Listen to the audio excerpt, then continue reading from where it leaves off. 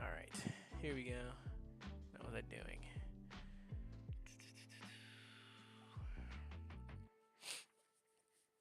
Working on the. Okay.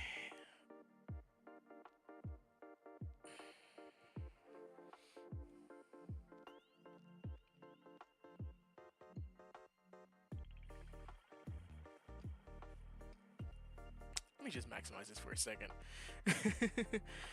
Okay, so I was trying to do like a predicate kind of thing. I was trying to set up. So the issue was. Okay, so I was trying to make it to where we're setting up this so that every time it creates. No, I guess it checks the position for each card. Yeah, I bet you there's a better way to do this. What I should do is just, instead of doing a for each, I probably should take the card, because the card knows its position, right? The card can check its own position. And then it can update. Or maybe we just grab from the... This is hard.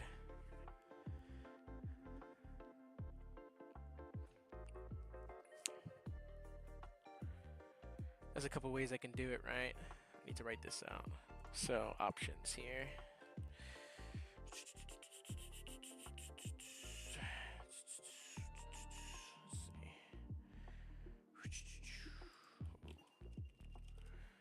Let's do options. Okay. So, make the cards keep their own position. Check position through the list.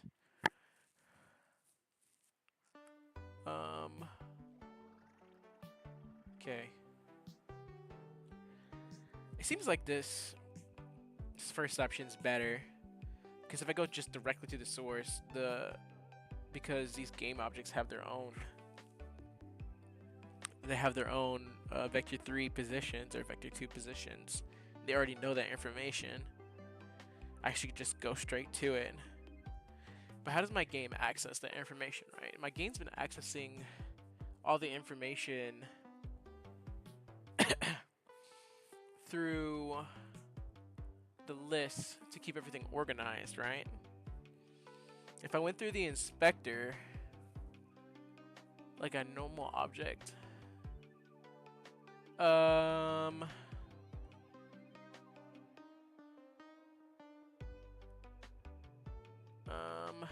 I could make it to where it's an iterating, like an enumerator that iterates every frame.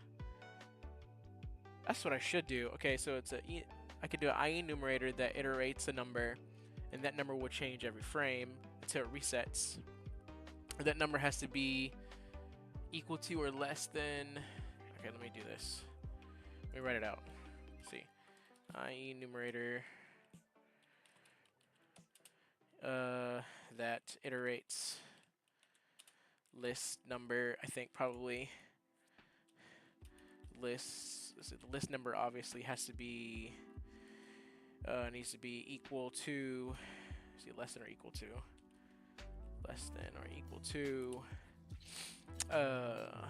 list dot length, and then write function that checks.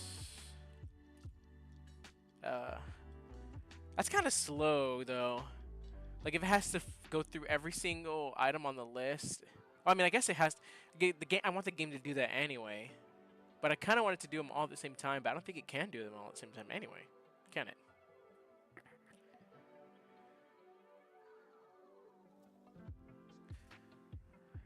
I don't want to have a bunch of different functions calling for a bunch of different. No, that would.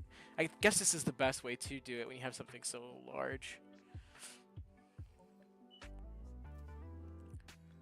Okay. this number, the list number has to be less than or equal to list.length.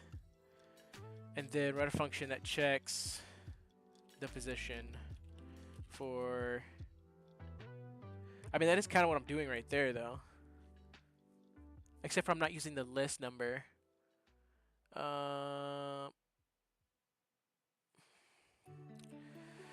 a for each ask for a predicate? Is that why I was doing this way? No. No, I think you can just... For each game object in this list, and then iterate the number, right? I need a list of positions, right? That's probably what it is.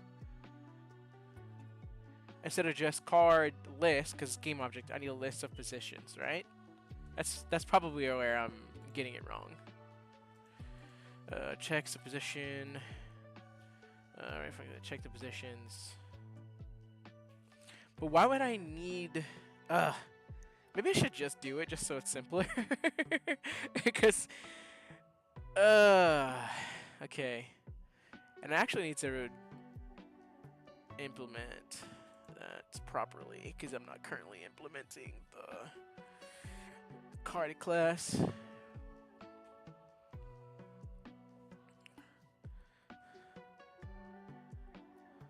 Okay. Let's see.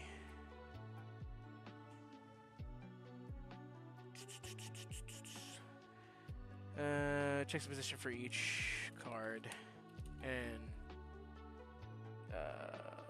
adds it to a list, I guess. I got a bug in here. Get out of here, bug. Go on. So what was I doing? I was checking the list.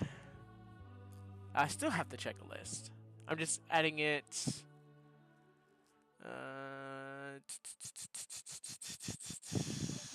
Okay.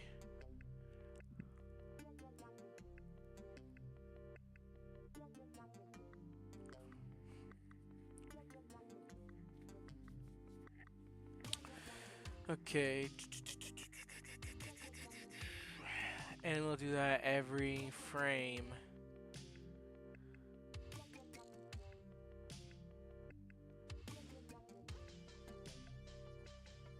Calculating. I don't think there should be a yield weight on that because you don't want to, for something you want every frame, you don't want, okay. So let's do it like this instead. Evaluating distance. Maybe we should start over. Let's start another list, I think. Do I have a list already for positions? Let's see, I think I might do. Yeah, well, this is temp positions. List vector 3s. Should be vector, well, I guess I can go ahead and be vector 3. But question, in this class, do I have it as vector 2s? Oops, wrong one. Is it vector 2s? Or is it vector 3s? No, it's nullable vector 3s. Okay, so that's fine.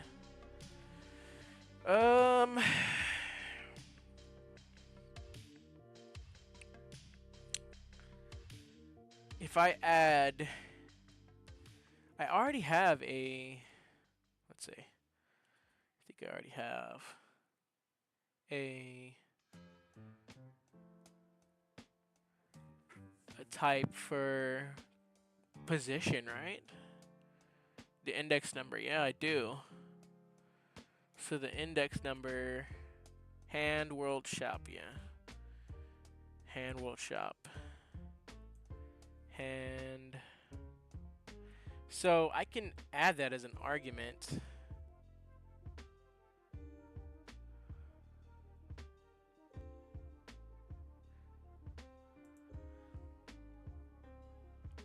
So I can pass in an argument. I think I was learning about predicates. Predicates can pass in args. So I should, I should create a function that, maybe not an I enumerator. Maybe instead create function that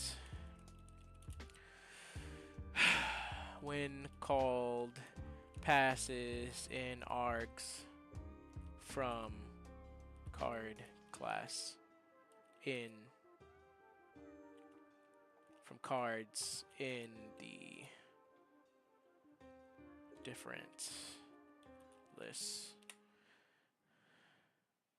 Okay. How do you pass an arc? That's a question. I forgot how to do that. I know certain. Let's see. I was taking notes here. Event. So an event can pass an. Oh, if you make it into an event. So if I make it into a generic event, it can pass in arguments. So, okay.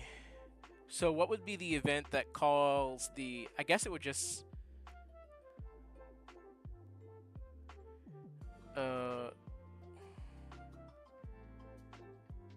I guess it would just be every frame, call this event.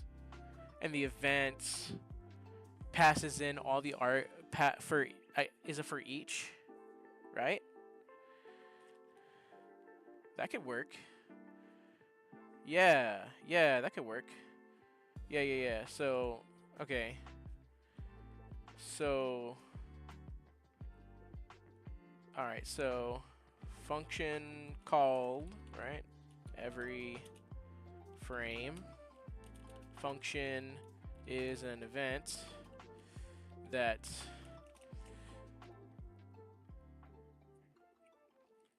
okay, no. Event called every frame. Event calls function, which is a for each that calculates distance and position. Okay, so that seems like it'll work. All right, so let's break this down here. All right, scooch this.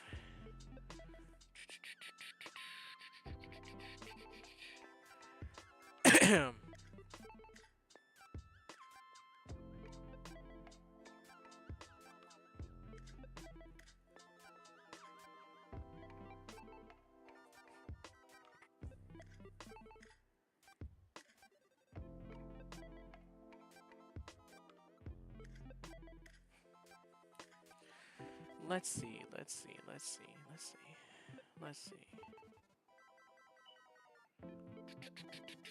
Okay, so an event. Let's set up the event, right? Because it's gonna call, when the event is triggered, it's gonna call whatever subscribers are on it. And the subscriber should be the function.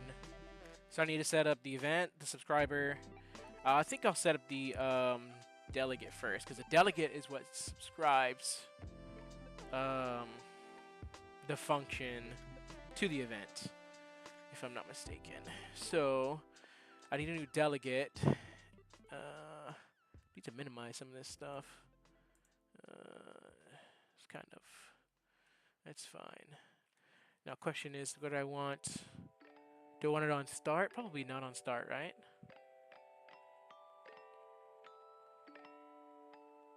Probably on awake, if I had to guess. Yeah, that's fine. Okay, delegate.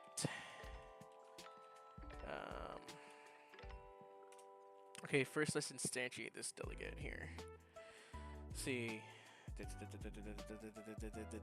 Okay. Define the delegate. Custom one. Tells you the source and the parameters. Okay. Second define. So how do we define? Man, I didn't take very good notes on this. Define the delegate. I forgot the syntax for this. Let me look it up real quick. And we go to the internet.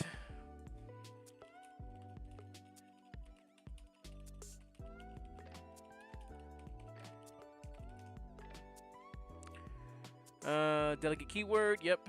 Followed by return type, delegate name, and parameter list. Okay. Okay.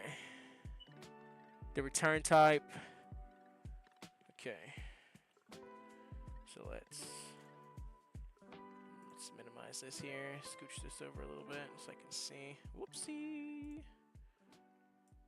Scooch over. Delegate.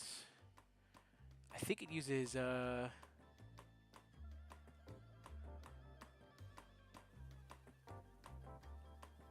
think I need to minimize it, right? Delegate like that. No. Delegate. I think it does it use curly brackets? No. It uses parentheses, right? Right?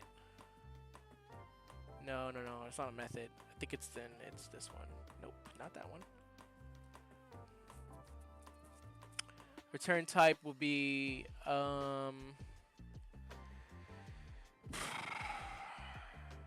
return type. Actually, I don't think a delegate is correct for this, right? No, I guess it would be an event, right? Yeah. Return type will be an event, and then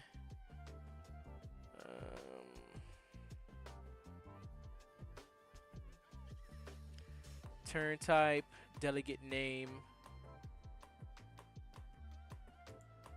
Does it? Is it supposed to be like this? No. I think that was correct. Delegate event.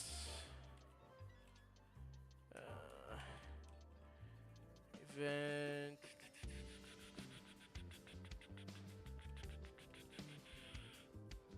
Delegate name will be. Let's see. What does the delegate name be?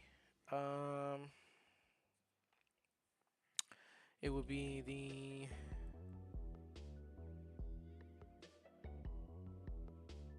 What do I wanted to do? I wanted to check, right? Card position. And this should be probably lowercase, right? I don't think I'm doing this properly because this is not quite.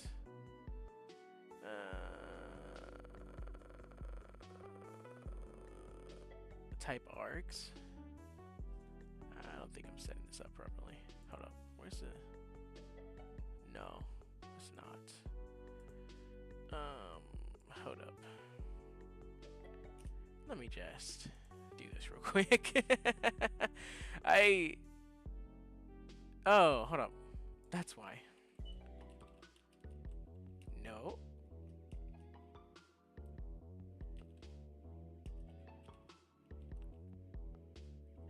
Hold up.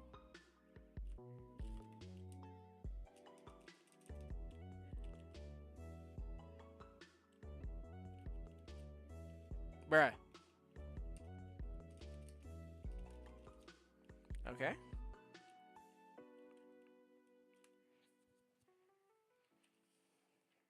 Maybe I can't do it on awake. Maybe I need to do it up here. Yeah. And the delegate type. It's got to be an event, right? Delegate event. Oh, hold on.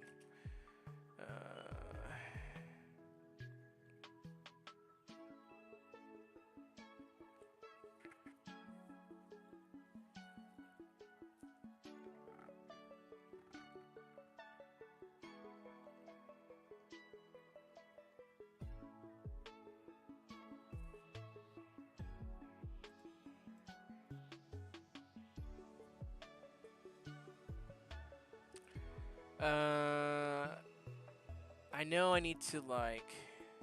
Okay, let me just go back to this video real quick, because if not, I'm not gonna be able to remember.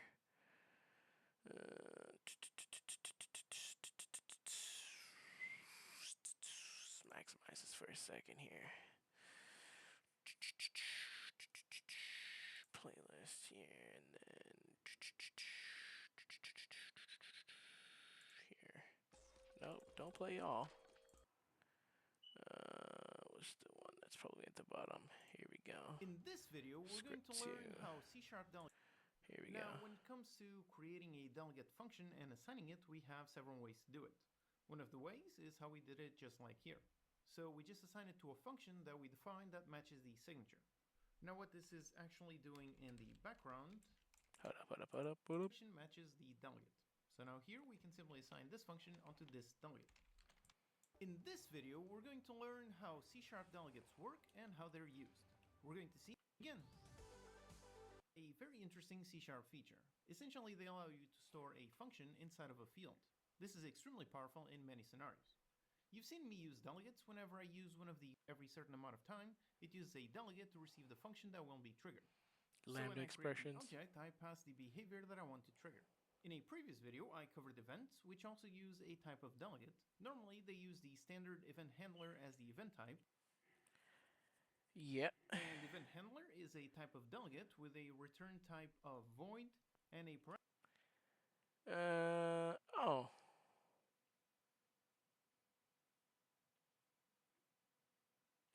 Maybe I could just use the event handler. Might work like that. Okay, let's try that. Let's try that. Let's go ahead and boom.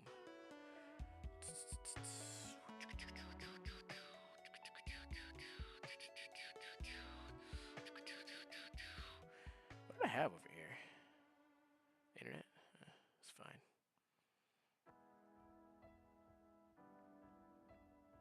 Okay. So, delegate void. I already forgot how to do it, huh? Event handler.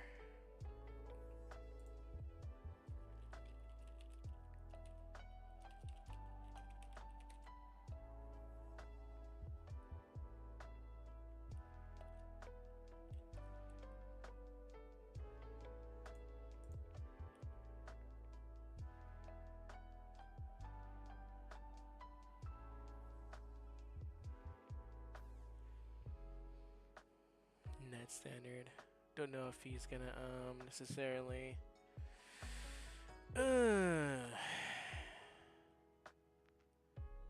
probably using system here. Man, these are difficult to set up. Maybe it has a different when was this uploaded? This was like 5 years ago? Unity this might have updated since then. Let me see. Event.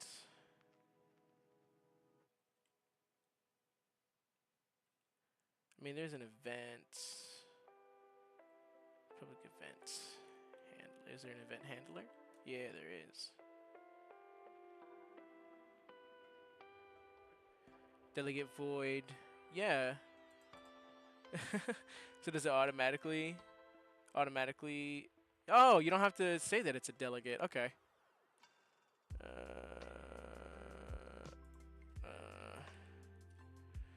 Then you just return type.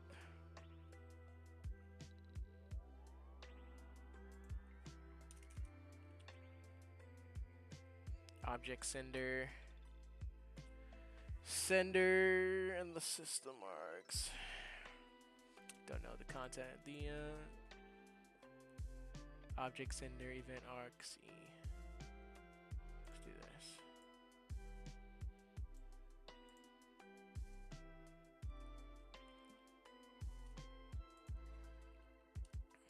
So like this.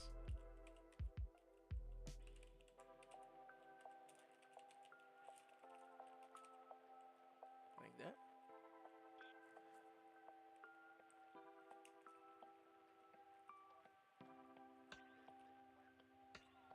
And then let's see if this fixes it. Hold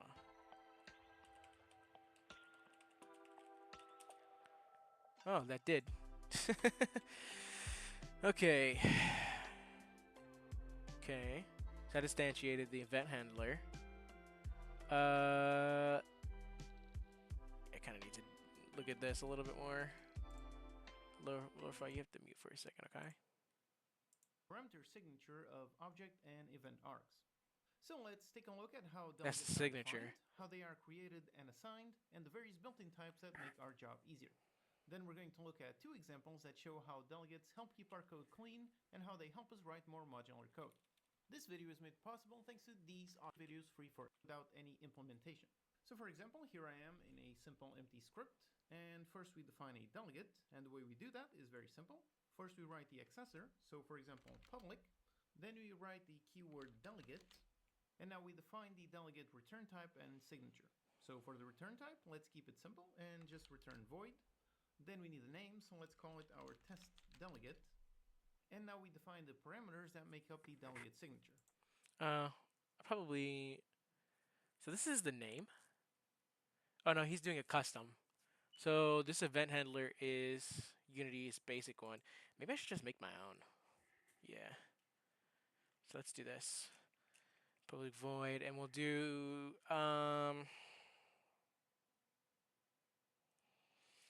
distance. No, we'll do position calculator. Oops, I thought I used what calculator. Calculator. Boom. Okay. But again, to keep it simple, let's make it no parameters at all. So there you go. Here we define a delegate. I mean, you can that make it no returns void parameters. and I takes kind of want parameters to be sent in there. So, oh, okay. So that's right. The signature is the object that's sent in, and the arguments are the events that you pass in. Okay, that's right. That's the signature. Okay, I remember now. no parameters. In here, all we're doing is defining the actual delegate type. So now we can make a field of this type. So just like any other field, let's say we make it private of type test delegate and call it our test delegate function. It's actually a field. What the heck?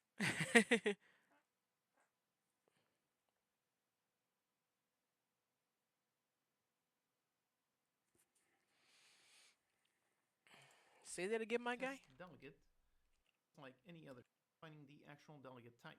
So now we takes no parameters. In here, all we're doing is defining the actual delegate type. So now we can make a field of this type. So just like any other field, let's say we make it private of type test delegate and call it our test delegate function. Okay. Now this field can be assigned with a function that matches this delegate signature. Interesting. Make it private. What if it's a function? Oh, okay. So this has to be assigned to something that. Let's go back. So here Make sure. test delegate and call it our test delegate function. Okay. Now this field can be assigned with a function that matches this delegate signature. Oh, so wherever you assign this field is essentially saying you could call that function because it matches. Okay. So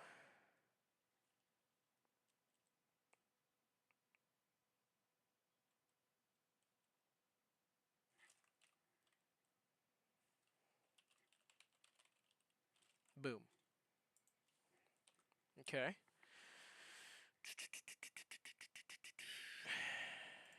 So here on start, let's say we set our test delegate function to equal something. So now we define our function. And again, make sure that it has the same signature as the delegate. So let's make it, first of all, return void. Then we give it a name. And again, no parameters. Okay. So for this one, to do it like that, let's see. I need to rewrite this. I think it'd be better if I just delete this function here, because it doesn't. I don't think I want it to be enumerator. So delete that. Boom. So it needs to be private void.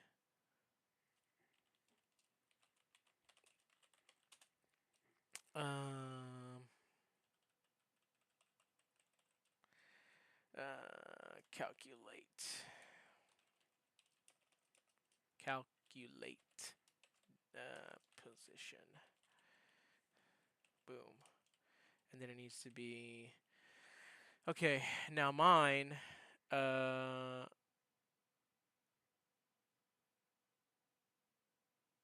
needs to have arguments.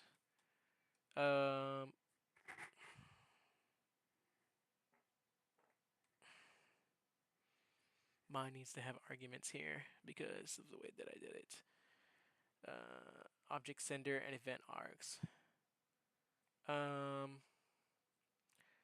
So the args would be whatever position it is, the args for that object, right? And then the object sender would be the object. Okay, so for each, it would be let's see.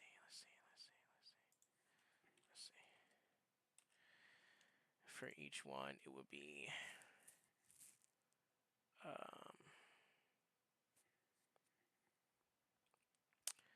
I want to send from each card, so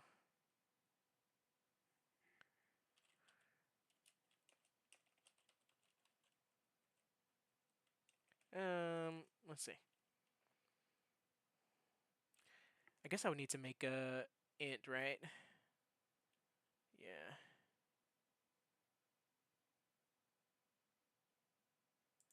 Let's see.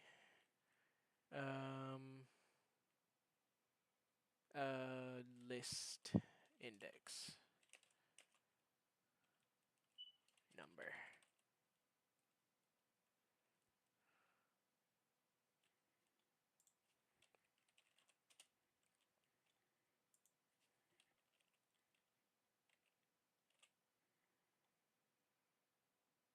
Oh, I think I hold up. I think I already have that integer up here. Do I already have that integer up here? List index number? Don't think so. Doesn't look like it.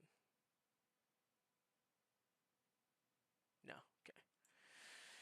Okay, it's never used, so it would be the object would be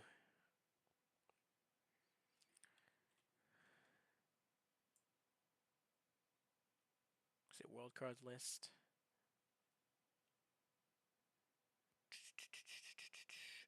Yeah, world cards list. World cards list. Index of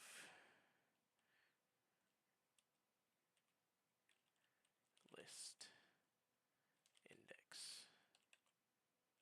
Huh. I can't use that because it's inside, right? So let's do it like this then.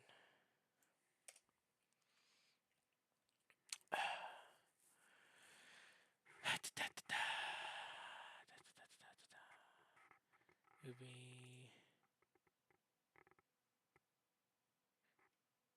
I think I need a new int here.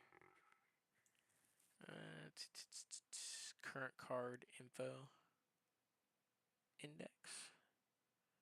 Where is this being used currently? Is it being used currently? I think so. Yeah. Current card info. Yeah. So that's for this one when you're creating a card. This one will have to be a new one. So it would be public int. I guess I can make it private. Private int. Current position index. Boom. And then we'll go down here and make this.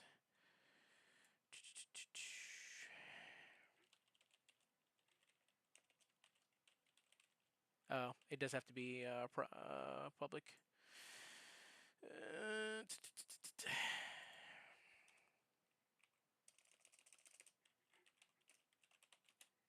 Okay, current position index. Boom, current position index. And the event args would be... Oh. How did that happen? It's the wrong one. World card. World.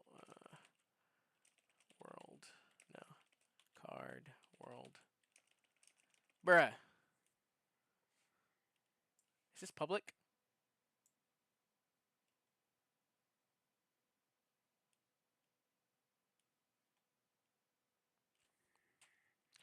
Wait a second, hold on.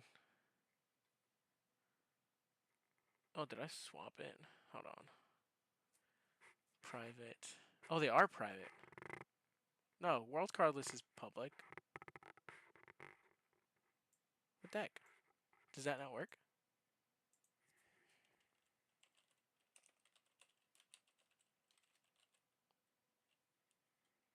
Huh. I guess it doesn't. So you can't use a... Cannot be found. What? World card list can be found?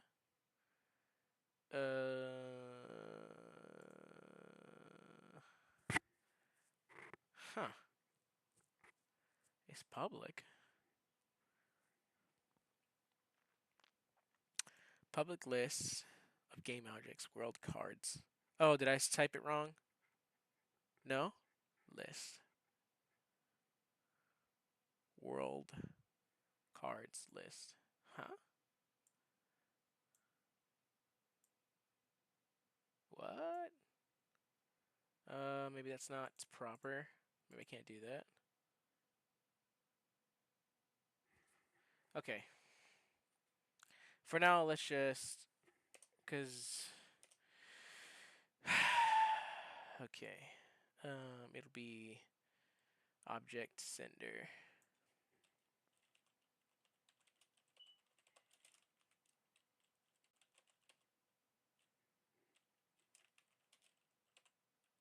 Boom. All right. Until I know what to replace that with, I'm not gonna. Okay, it has the same. Okay, has the same function. So this function declaration matches the delegate. So now here. Yep. Yep. Okay. Yep. Here we can simply assign this function onto this delegate. Ooh. Hold on.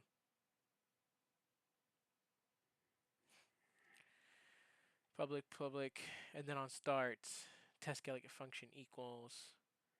Oh, okay. So the delegate is the function. Oh, okay.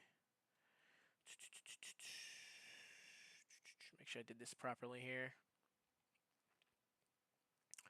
So created a delegate, test delegate, and then you created a instance of that delegate. Test delegate function, and you're making that function equal to the function that has the same. Okay, so on start, I guess, yeah, we on start, we make it equal. So then it would be position calculator function equals, what's it called? Calculate position. Yeah. Boom.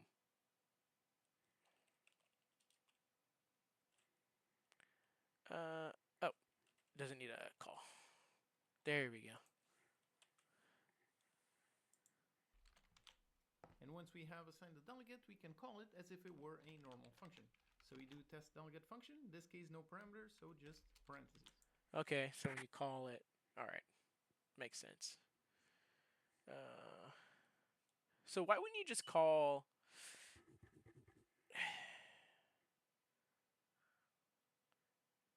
How do I pass in args? Just like that, we are calling the function that is stored within this field, which in this case is going to be this function. So let's just add a debug log here just to test. Alright, so let's test and see. And yep, there's our log. So our function was correctly triggered through our delegate. Now let's make another function exactly like this one, but with different behavior. So in here, let's define another private void. And inside we have different behavior. Yeah, different behavior, yeah. So we're going. I want to figure out how to pass in arguments. Now let's test. Can also be and all of them get notified whenever the event changes. So we can add functions, but then we can also remove them. So let's add both. Go back. Multiple functions. So this is mainly what is used in the events. So here we set the delegate to the first function, and then we do plus equals our second function, and then we call the delegate. Set it equal to the first, and then add the second. Okay, I see. So both of them will go. Let's see. That's fine. I And think I yep, only there have you go. one We just right now. call the This one's function right once, but we get our 2 inner function calls. So this is how the event publishers can have multiple subscribers, and all of them get notified whenever the event changes. Yeah, So we that's can fine. add functions, but then we can also remove them. So let's add both of them. We call them, then let's remove the second one and call again. And yep, there it is. The first delegate triggered both functions, and the second one only triggered the first one. All right, so this is Wait, how did you remove the second one?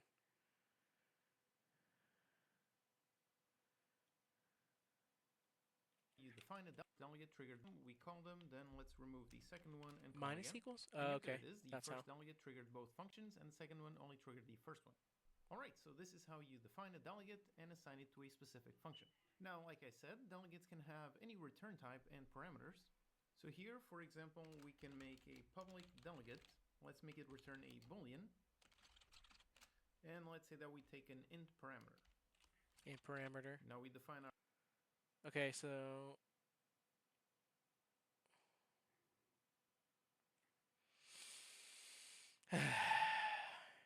Tell me about the args, man! uh, uh,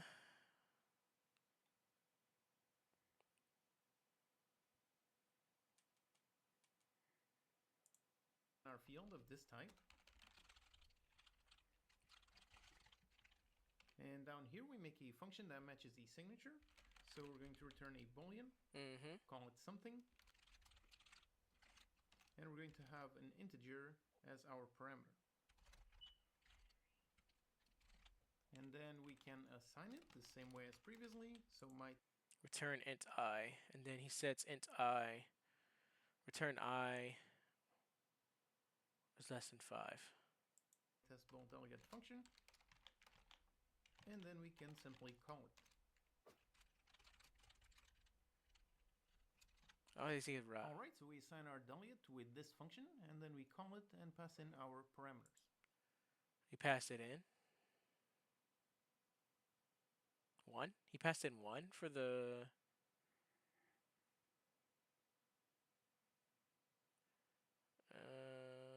when you call it? Debug log test boolean function 1. So let's see. And if there it is, we have our function call. Oh, because it's a bool. Awesome. Just one note. Oh, that's right. He was determining if I is less than 5. So when you passed in 1, it returned true. Okay, I see. So this will calculate something and use the parameter to calculate it. So, but I don't want parameters, do I? I just want args.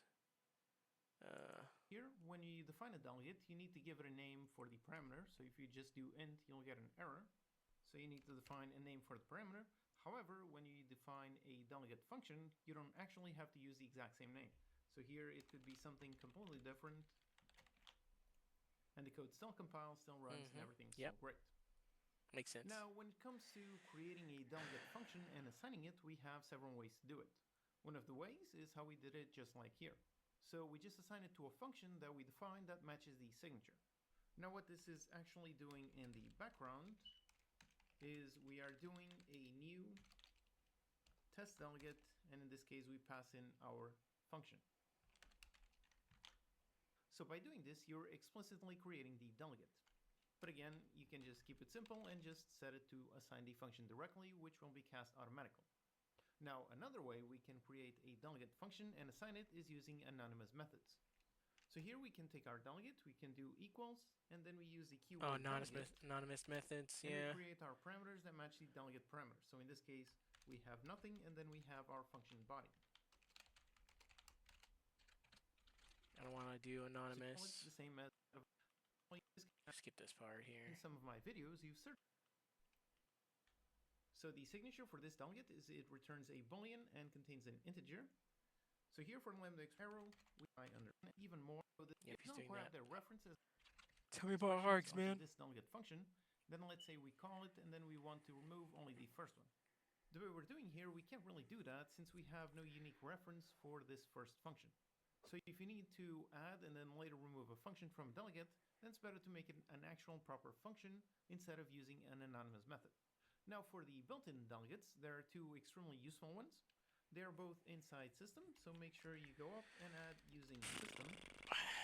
Now the first one that you have is action, so you define it using the action type. Here's our action, and as you can see, it is a delegate that returns void and takes no parameters. So the generic version, there you go, here we have an action with a generic, and so here's our func delegate. And again, here you have tons of options for any parameter types and amounts that you want. So you can define a func. The last one is always the result. So let's say we want to return Boolean, but then let's say we want to receive an integer. So just in here, we have pretty much the exact same definition that we did up here. So it returns a Boolean, and it takes an integer as a parameter. So here we take an int. Okay, yep, I already told me about how to do this. We've seen the underlying structure for how delegates work. Let's look at two examples. First, let's look at an example that shows how delegates really help keep your code clean. And so for example, over here I have a simple timer class. It is meant to count down the number for our action on timer. I don't think he shows about args, does he? And on is timer complete. When you see an issue, you could just go for it and see what happens. Event args. Might just read about it. Hold on.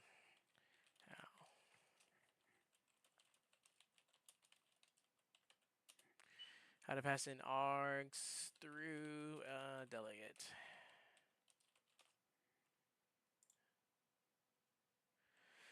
To delegate by defining the delegate with parameters and then providing values for those parameters when you invoke the delegate. Define the delegate, yep. When you declare a delegate, you define a signature, yep. Turn type parameter list, C# you can define a delegate that takes two integers as a parameter and returns the integer like that, yep. Okay. Perform calculation that represents methods and specified signature. Delegate with a compatible method. Yeah, a method is a function. Yep. Assign any method to a delegate instance that has a compatible signature, matching parameters and return type. Yeah. Okay.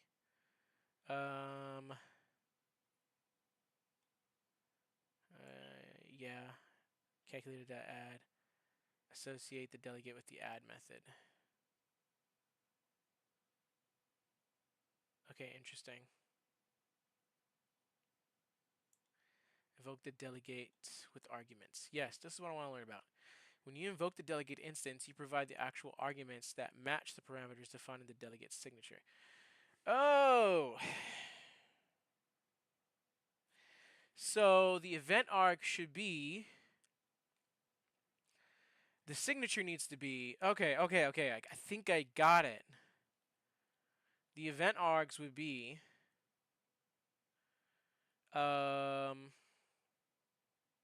It would be card.args, right? Card.args? How do I do... card... No. Card.args? How do you do... Okay, hold on. How to reference the args of a class. In C#.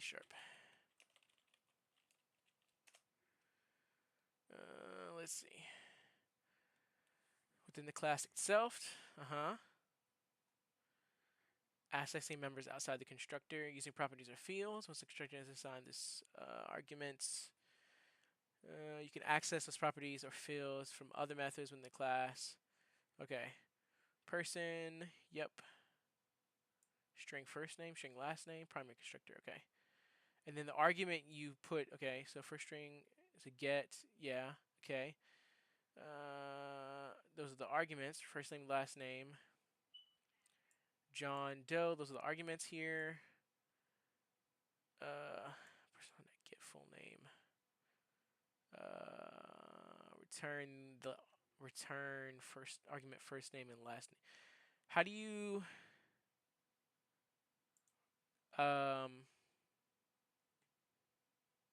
Passing by reference. If you need to modify the original variables passed from within the class. Any changes in your reference inside the construction will affect the original. Ooh. Don't want that. So that doesn't. How do I card like this? And then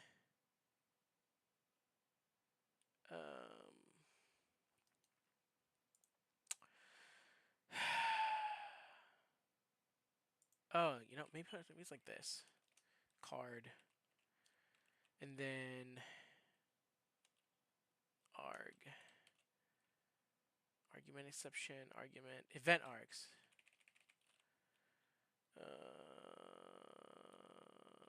E. No.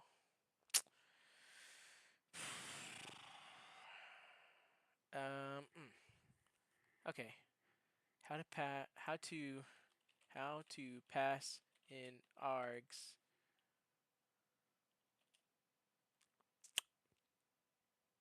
from a class. C#.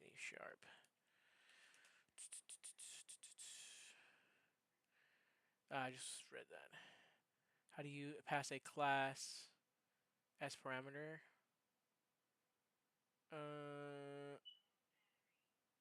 Passing arguments to another class. Maybe this one.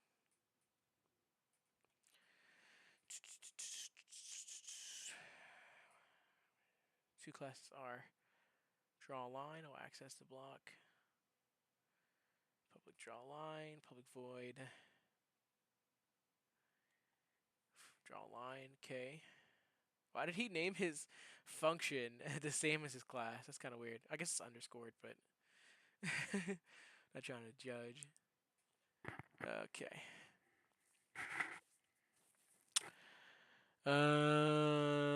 Let's see. Get variables. This is too much for me, man.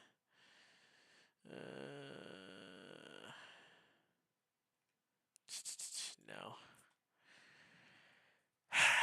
Okay. Parameters modifiers and pass arguments by reference. What does that mean exactly? Arguments in C# are passed to functions by value. Okay. That means a copy of the variable is passed to the method. For value struct types, a copy of the value is passed to the method. For reference class types, a copy of the reference is passed to the method. Parameter modifiers enable you to pass arguments by reference. Because a struct is a value type, the method receives and operates on a copy of the argument when you pass a struct by value to a method. The method has no access to the original struct in the calling method, and therefore can't change it in any way. The method can only change only the copy. That's kind of what I want.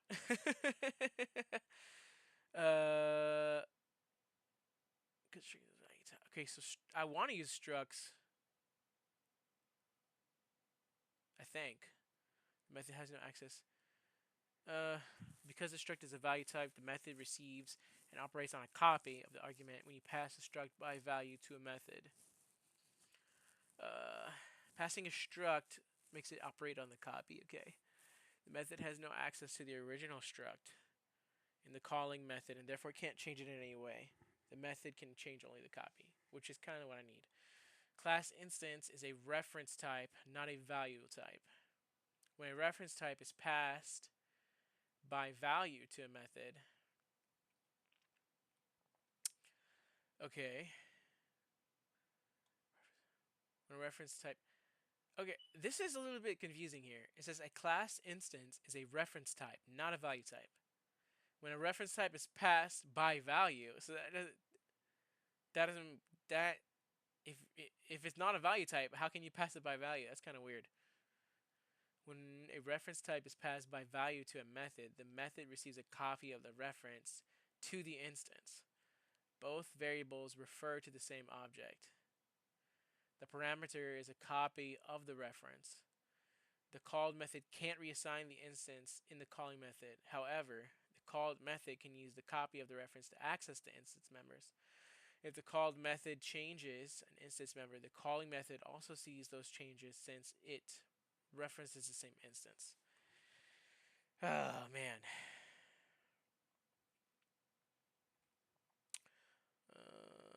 Following record. Following two. Okay, all the examples in this section use the following two record types to illustrate the difference between the class types and struct types. Okay. Struct. Oh, this is a struct point. Yeah, because the property is implemented. Okay. I'm not making a struct though. When the parameter is a class type, those changes are made to the instance referred to by the argument. Okay. Okay, the ref modifier is one way to pass arguments by reference to methods. The following code follows the preceding example, but passes parameters by reference. Modifications made to the struct type are visible in the calling when the struct semantic change when the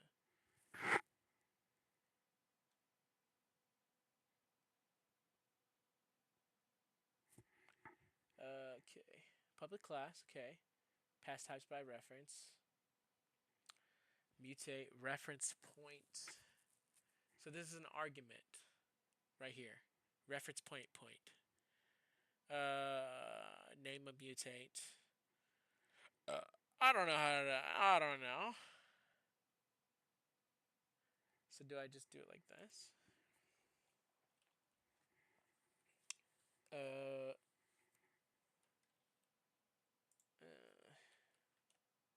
Card dot events dot ref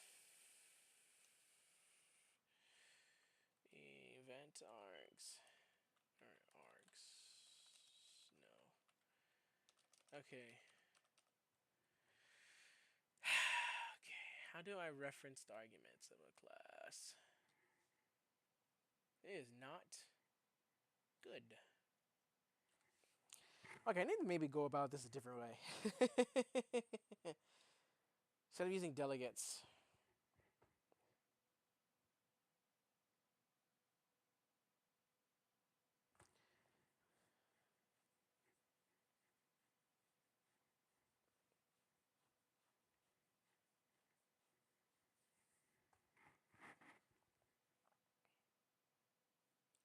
Wait a second. Sending the arguments would be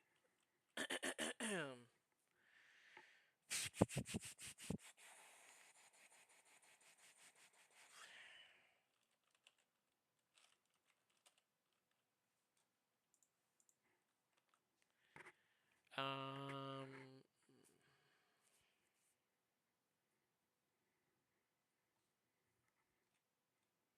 how long I've been streaming for? An hour. Okay. I need my music back.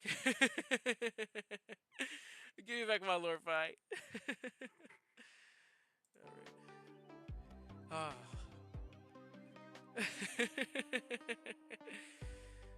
Okay.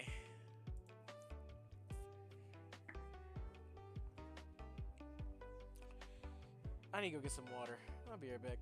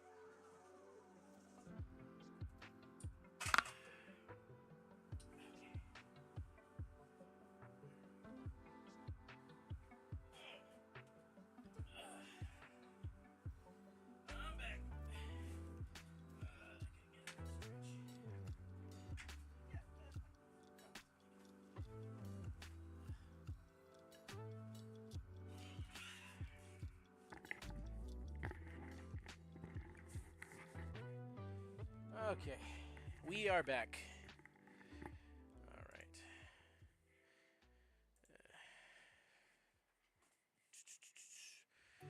All right. So maybe we're overcomplicating this with events. Um, if I could just get it working for now, that'd probably be for the best. So let's just comment this out. Okay, and then we'll comment this out too. And then save that.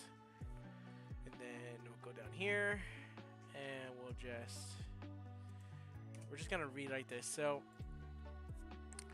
So um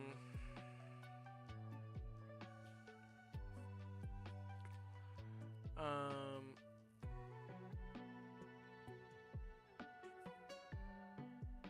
okay, I'm not gonna do that right now.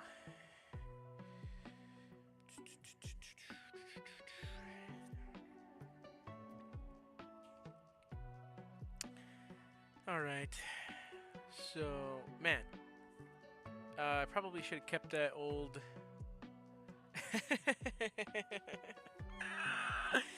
Oh man.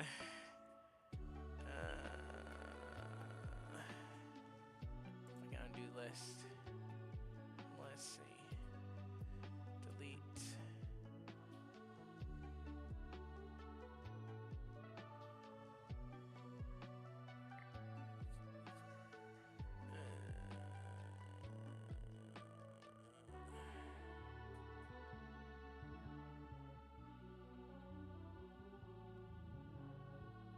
Yeah, whatever. We can rewrite it. It's not a big deal. So for each.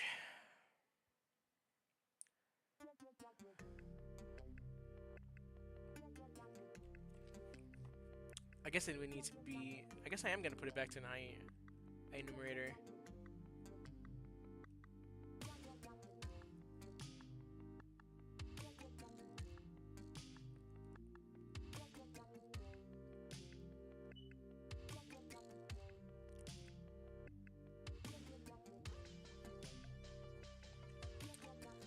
All right, so maybe I need a separate one. Just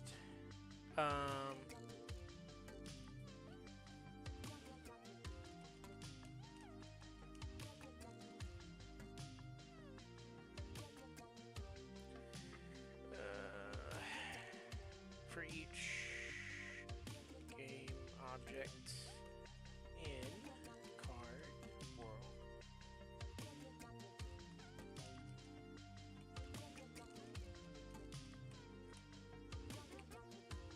Boom.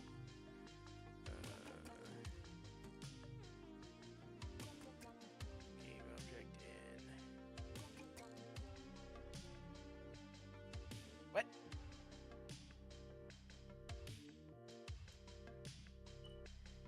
Type manager required. Huh? For each game object.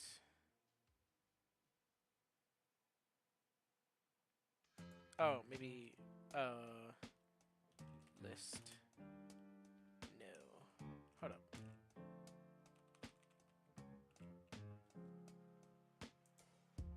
Bruh. Try it again. For each.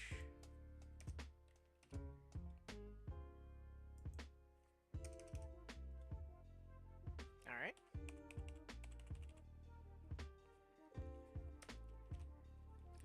How do you, what's oh my goodness, he's not gonna give me the syntax for each. That's fine.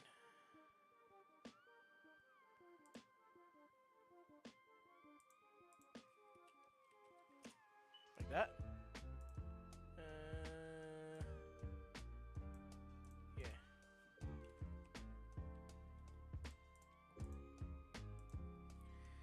Card.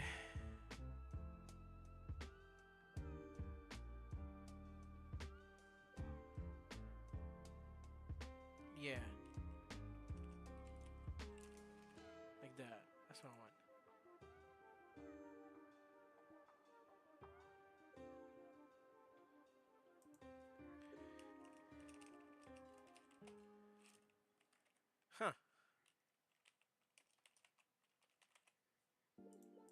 That's weird.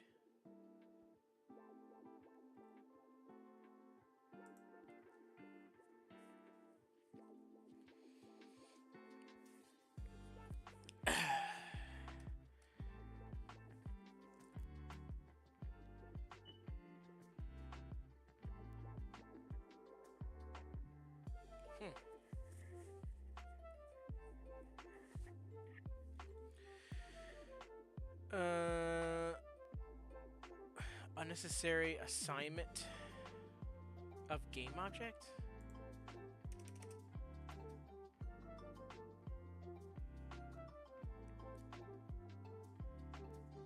What in the... Maybe like this? No? I don't know. Oh, the variable... I guess the variable would be card, huh?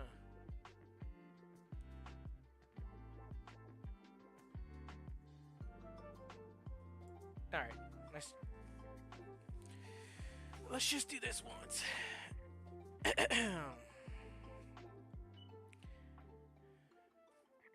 Man, I feel like I just, like, got rid of a bunch of progress because I already had a working function that I think took all of that.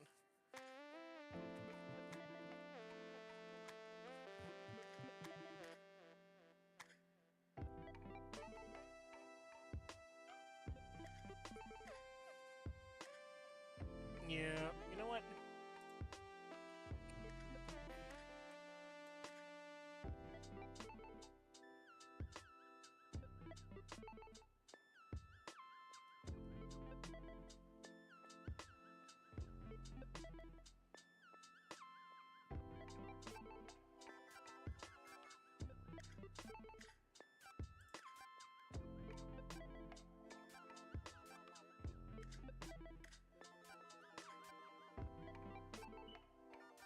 Yeah, just put it back.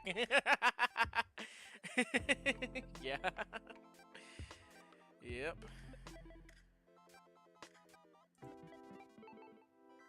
Yeah.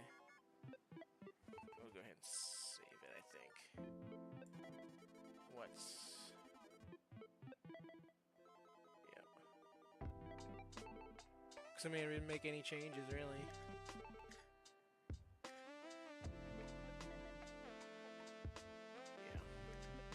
If we want to go back to that delegate route, we will later. Thank God for undo.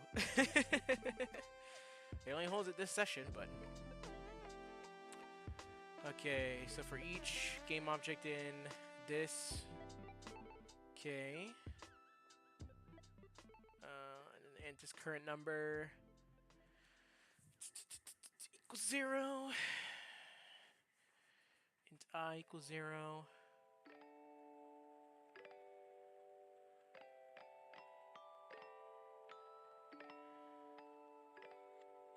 Okay, so I have it stopping right now. So was this actually working?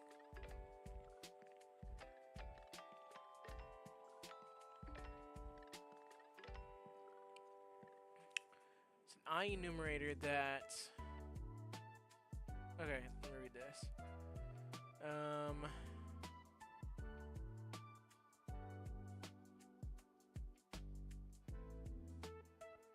Why is the first thing that it does iterate on the number?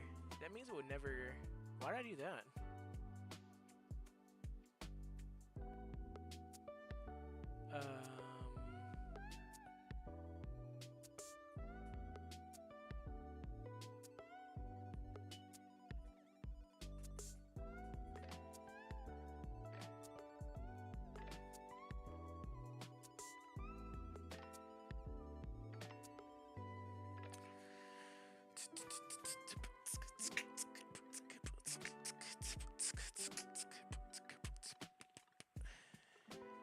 All right.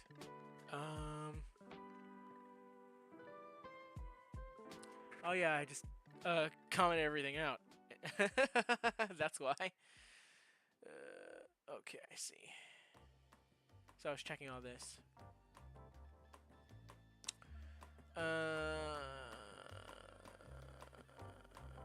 temp position. Temp position. So temp position is a list, right? Yeah, it is. It's a vector 3 list. So wait, did I actually finish this? Like, what was going on here?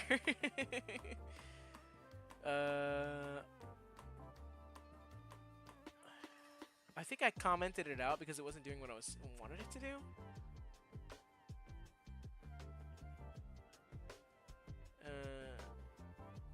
Let's see. Only evaluate and able to run and update without adding and reading it to list. Why did I want to do that? I must have been tired when I was doing this.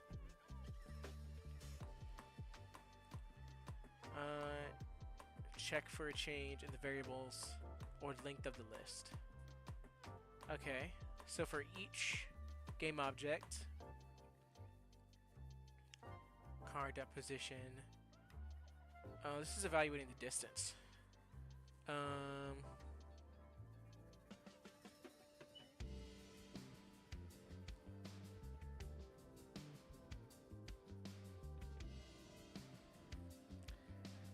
I need a function that calculates the position and then a different one that calculates the distance, right? Yeah. So this one.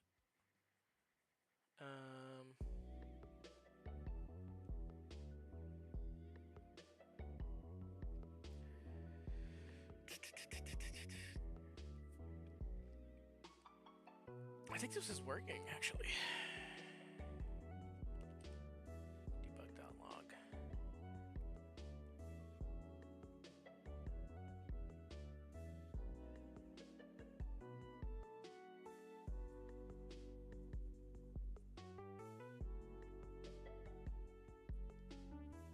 Why was I writing it to check for the first element that matches? Was it not working?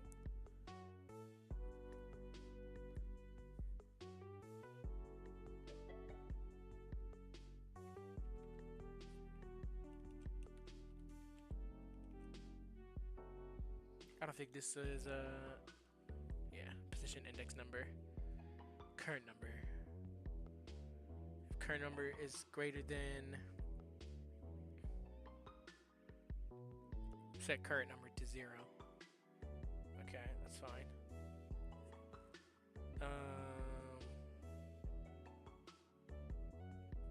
And I want it to run for 100,000 seconds, or 100,000 frames rather. Okay, write a predicate here.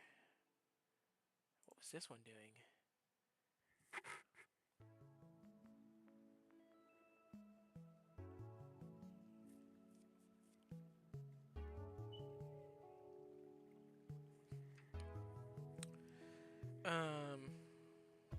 Temp position dot find temp position. What? Temp position dot. What? That doesn't make any sense. I was trying to find. That's weird. I don't know what this one is doing. Okay, let's see. I think this was actually working, if I'm mistaken. Temp position dot add. Oh, I see now. So I was adding.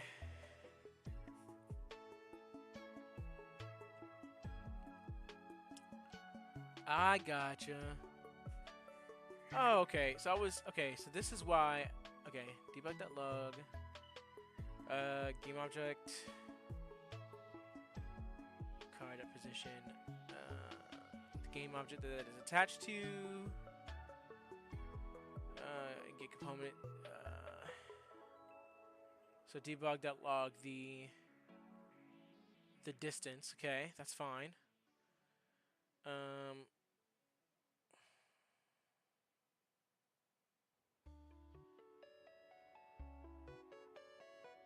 Oh, it's gonna be a lot of debug.logging right now because this is running. It's running a frame, so that's why I got rid of that. Okay. Add a new vector 3.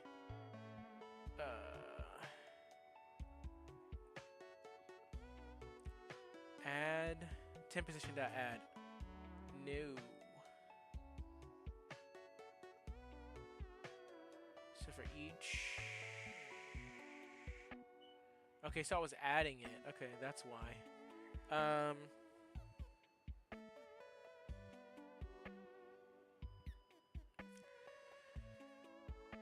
I don't need to add anything, right?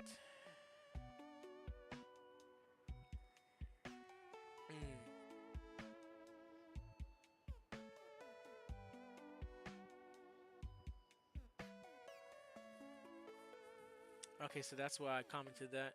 Man, coming back after a couple weeks sucks. Okay.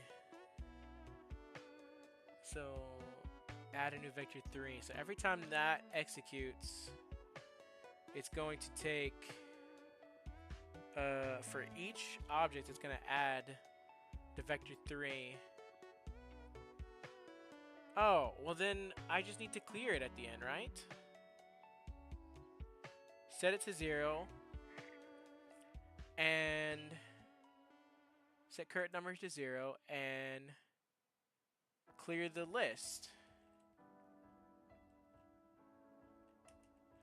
Yeah.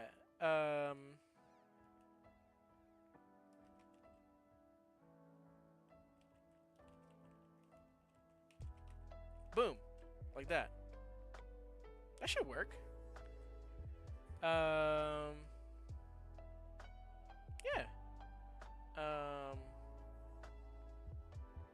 And I should be able to see on the list where they are and the distance, right?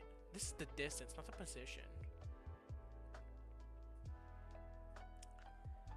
I guess... Do I need to know their position and the distance? Let me think.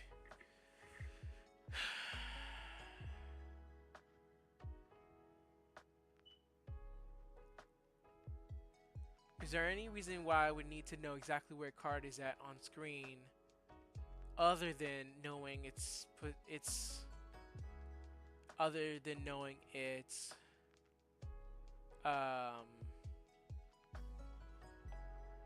like in reference to the character? I don't think so. And I have a 100,000. Okay, frames. Yo, what's up?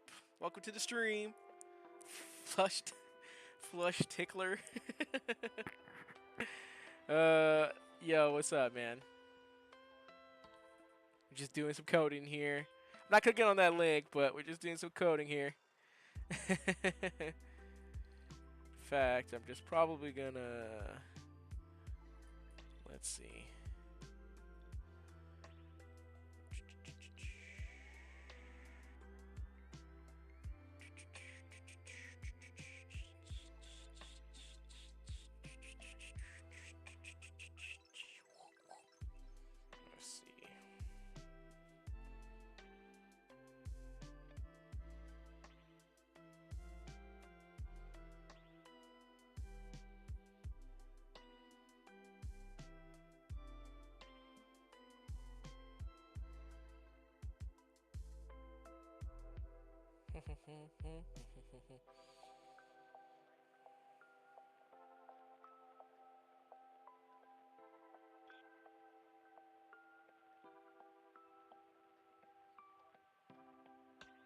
Still there, flushed?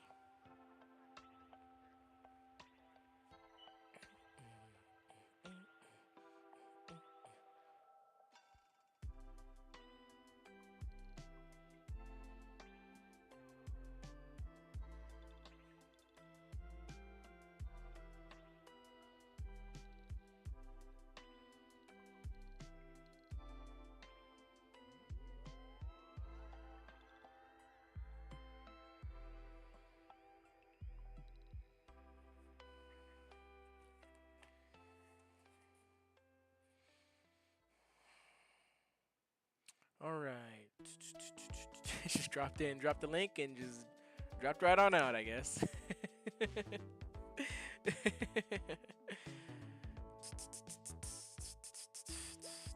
think think so, yeah, probably.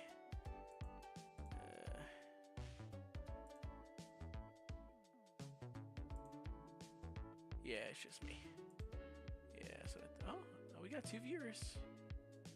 Oh, no. I think it's probably because I went back to there. Okay.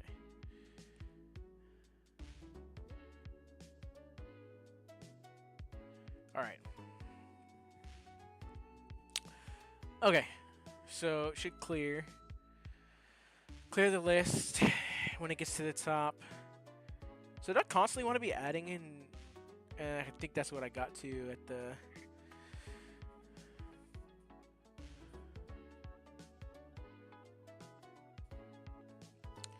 La la la la la la la la la la la la. Just do it like that. Boom.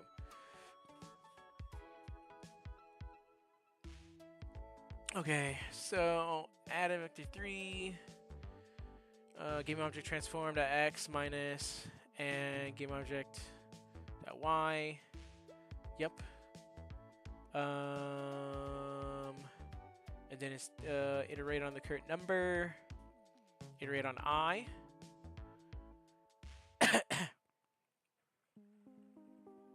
for each object. Yep. And then if current number is greater than, should it be world dot not count but dot length? Oh, okay. Maybe it is. Let me look that up real quick. Hold on.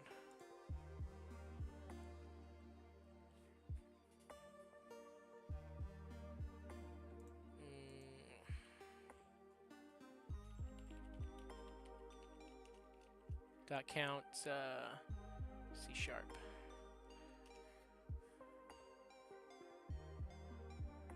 Dot count method.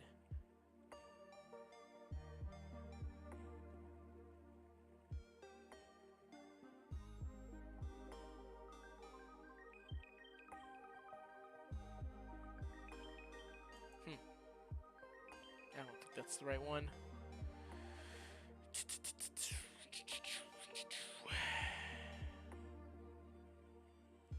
Let me search for dot length.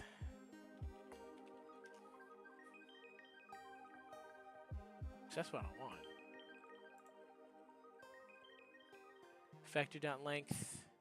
Array. I need an array dot length.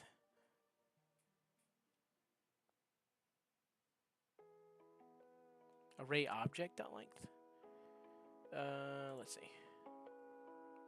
Gets to set the get our sets. Okay, gets the length. Okay.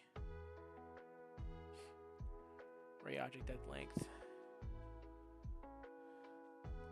Object length. The length of the array. Okay. How do you use it? It's not very. Let's see. Object property value. Okay.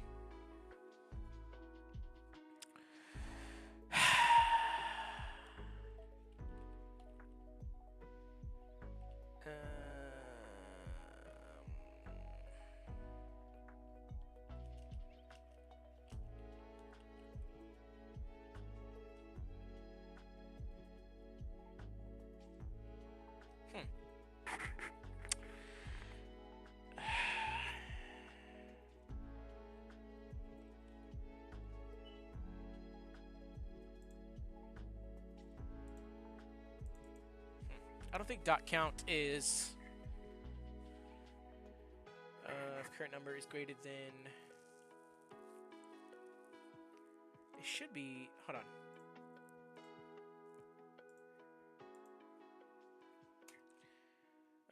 What using is dot length?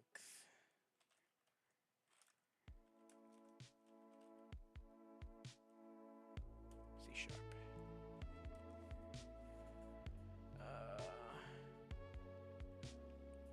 Total number of elements, that's what I want, such as array, total number of elements in a data structure, so that's different, okay. For arrays, that length returns the total number of elements in all, yes. Okay. MyArray dot length. So why can't I use it as a parameter? Dot length. Yep. Okay. Is read only mean you cannot change the length of an array? Okay. Yes. Straightforward way to determine. Okay, so why it uses system, doesn't it? Namespace system. Am I not using system in this? Should be. Yeah, I am. What the heck? Okay, hold on. Let me see. Hold on. Maybe I need to make it into. Let me just do this then. It'll be an int. Public int.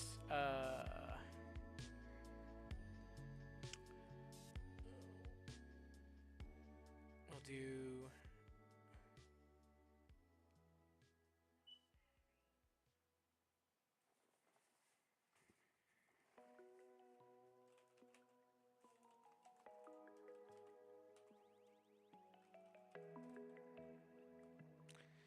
And then we'll make that equal to.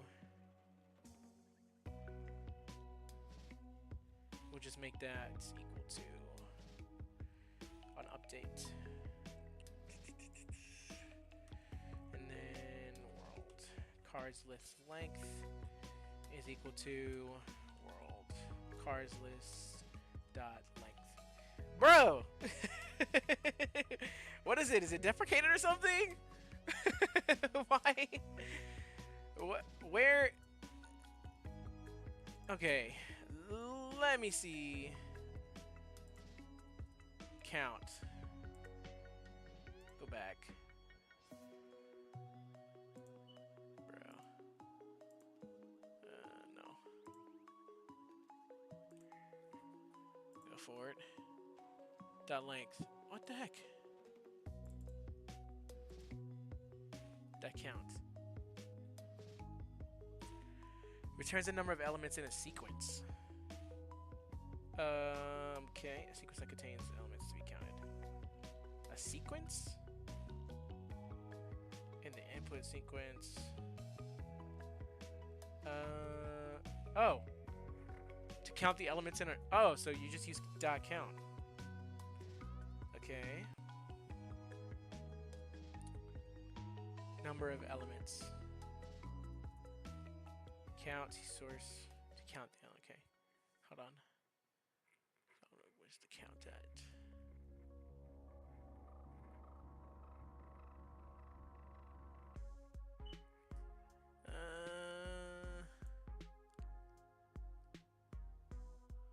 Okay.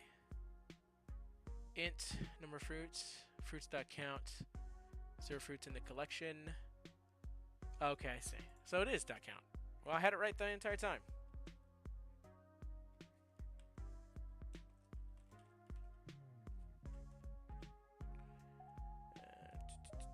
And then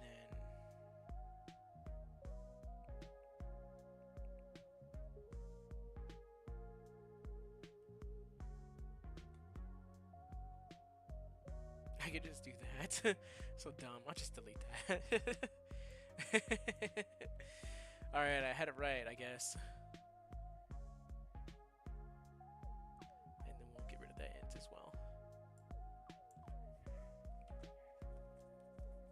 Okay. So if it's greater than, if it is greater than the count,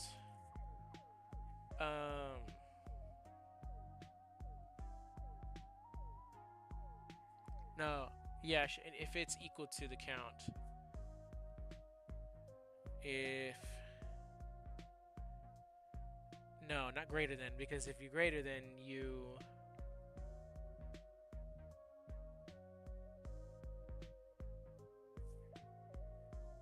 okay, hold on.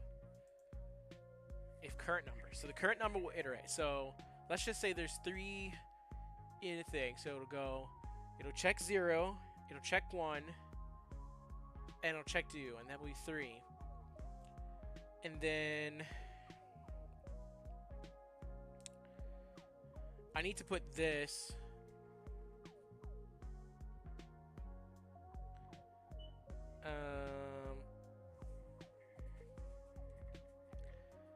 iterate on current number.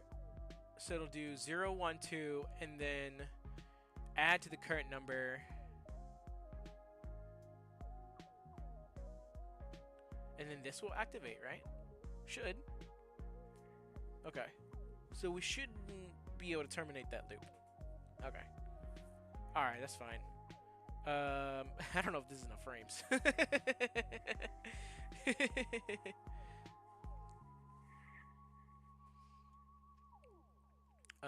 Yeah. So that should work. Alright, let's run it. Come on. Come on. Come on. Work with me here. Thank you. Alright. So, where's my list at? My list would be under Game Manager here. 10 position list. Boom. Okay. Create a couple cards.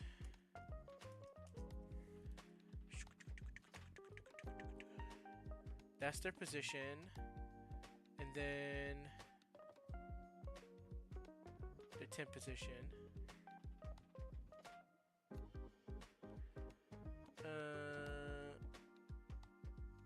Oh no, it's not actually activating. I see. Okay, so this is just running. What is evaluate? Did I?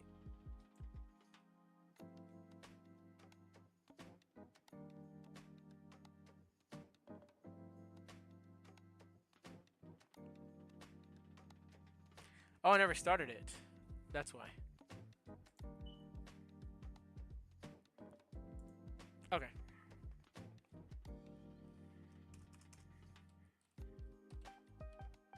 Whoa. It's constantly being. I see. This is gonna run for like. Interesting.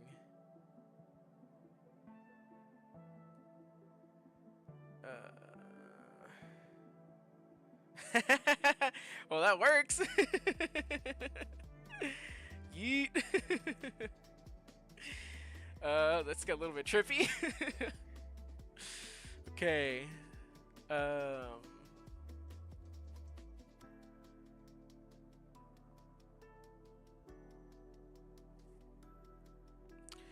I do worry that if I'm constantly, right,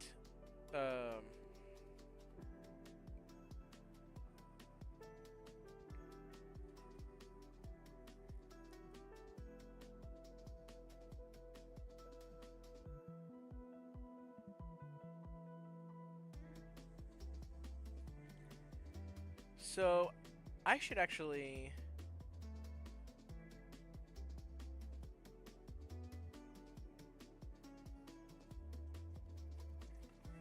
I should actually rewrite this because what I need to do is instead of adding this, right?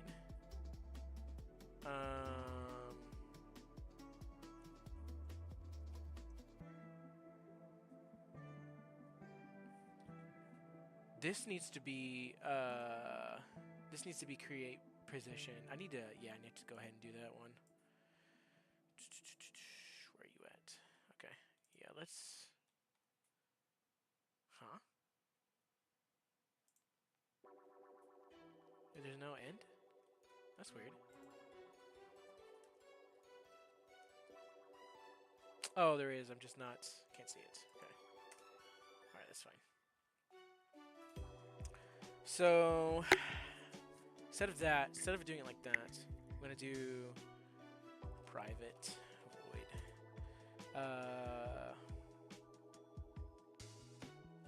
Temp position. Nope. That's not what we wanted.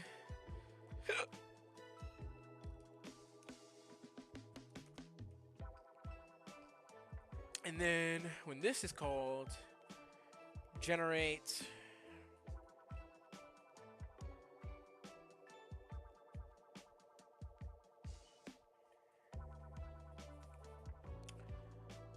this one. Do this. Boom. Copy that. Boom. Boom. Okay.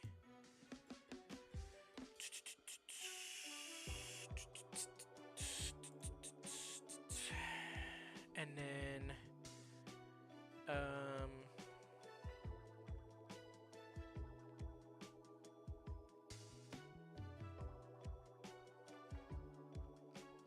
whenever a card is created, you just call temp position, and you iterate on the number, right? Yeah.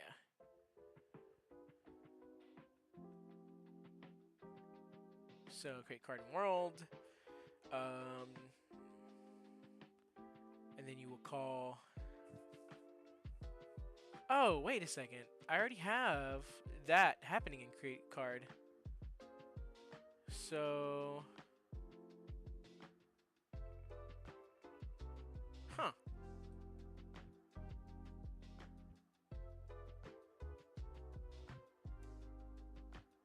Oh, this actually can't work. Okay, let's redo this.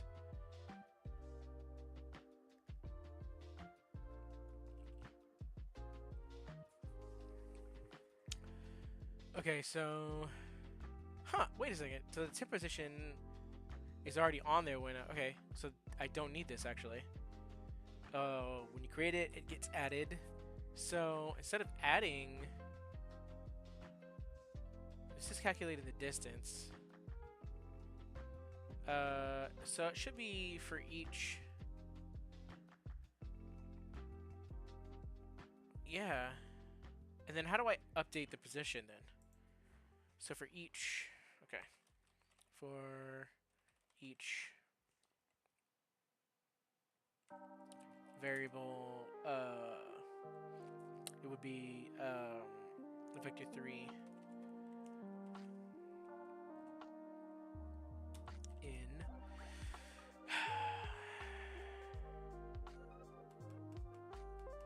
temp position.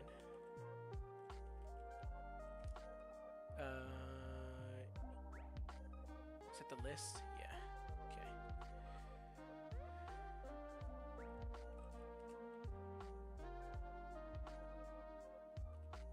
Oops.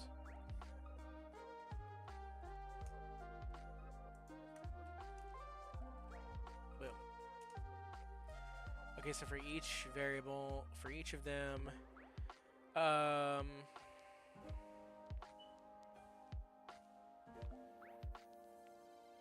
instead of .add, it would be the vector 3 transform is equal to its position.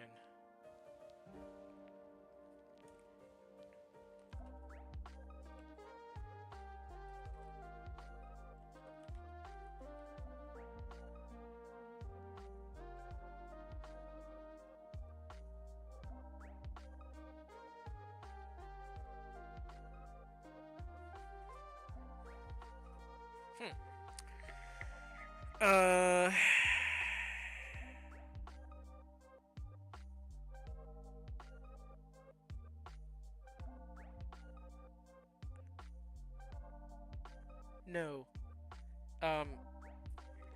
No, that's not right. For each vector 3, for each vector 3 in this, make the vector,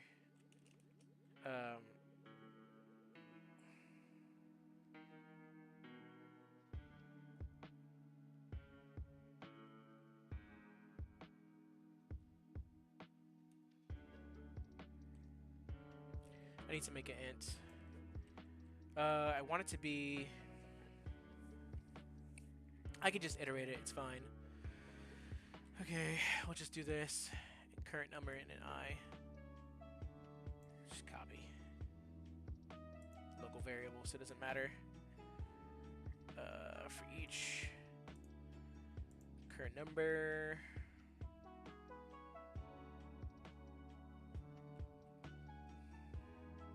It's going to be a new vector 3. 3. Oh, no, the vector 3, that's... I need to... Okay. New vector 3.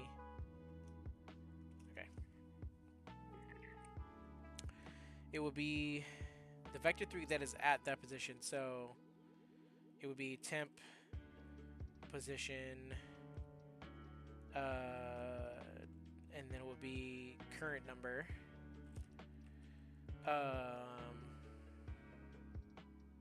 And it's a local variable, so I shouldn't go into this one. Yes, current number.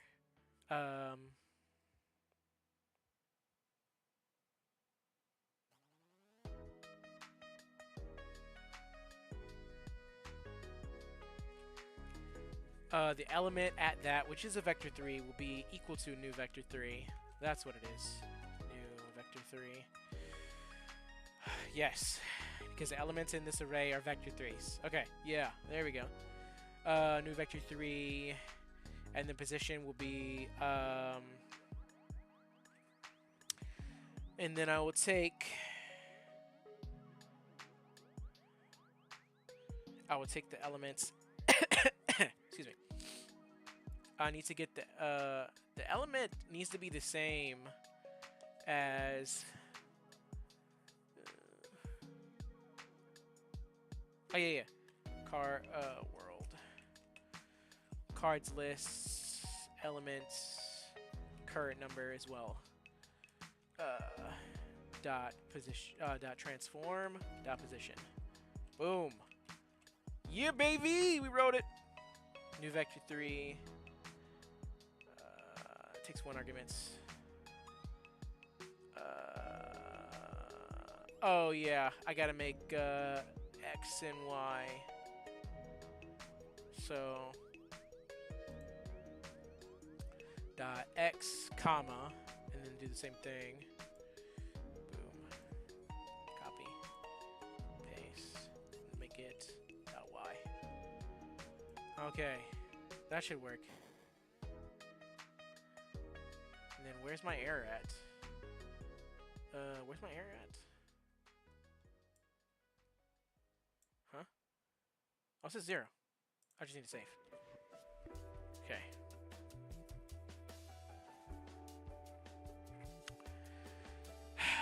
Okay, and then current number needs to. Oh, does it need to be an IE rule? Yeah, it does. IE numerator, actually. Yeah.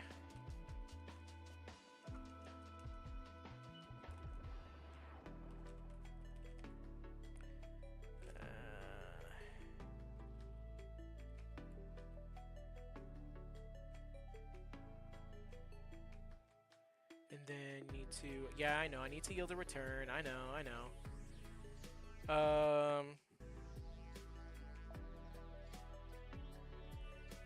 What was it? Control enter. Yeah.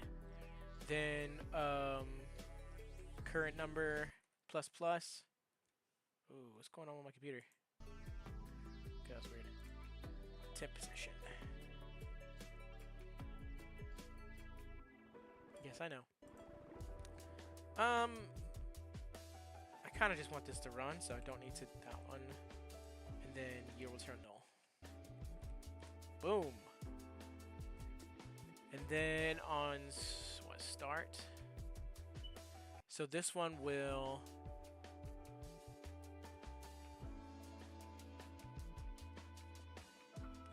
We'll start temp position here. Call card and world temp position, and then.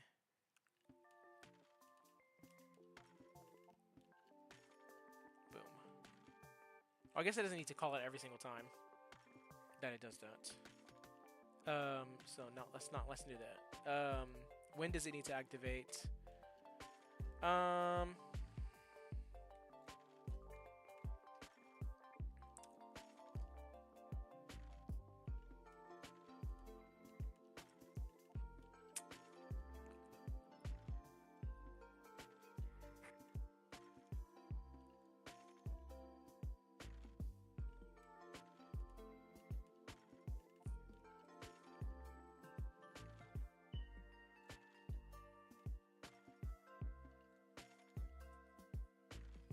I'll do, I guess I'll do it on,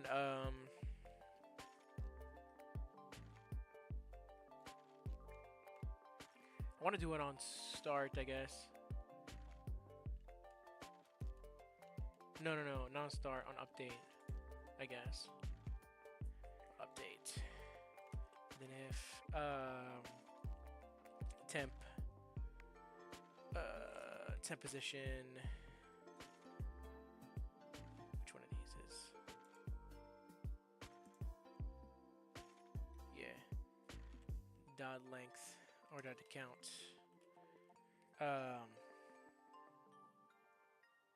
It's gotta be greater than 0, yeah. Call. Ugh, gross. There we go. Call.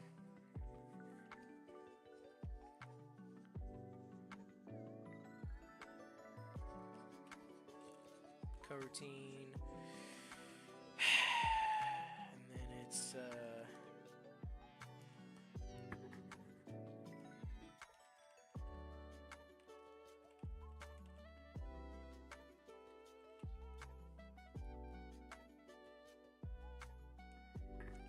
I should do this calc position instead. So that then update.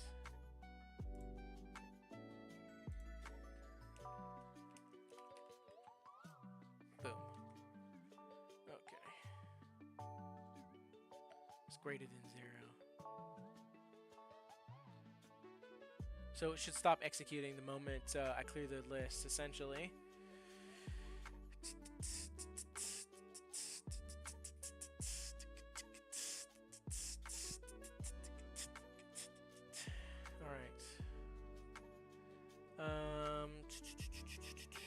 Calc position.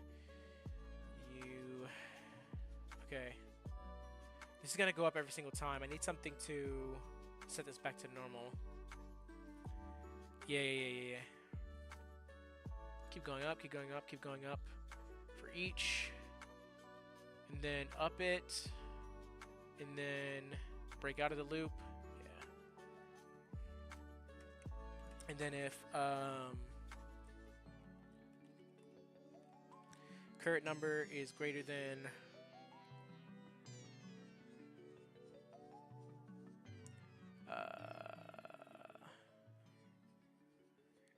for each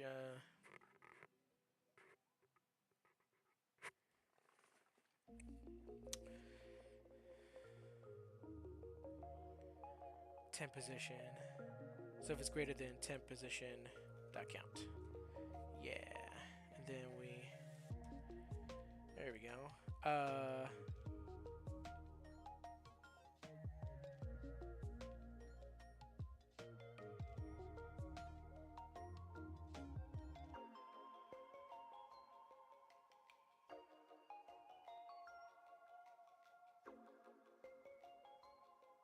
wonder if this needs to go inside the loop.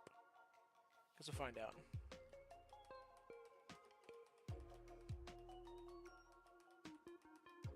If I get a null reference exception, that'll be pretty easy to find out that. I need to set the current number. Current number equal to 0. Boom. Okay.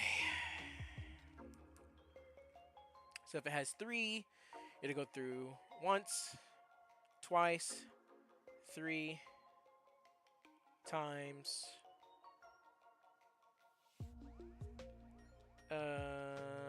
Wait, does that mean it's gonna go through a 4th time? No, because on the 3rd time, right? You go through 0, and then it'll be 1 blank, and then it'll be 2 blank, and then it'll be 3, and then it'll go. Oh no, it will actually.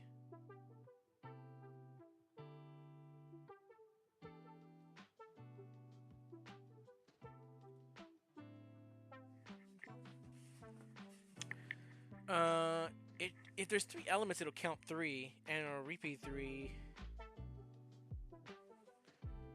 1, 2, 3.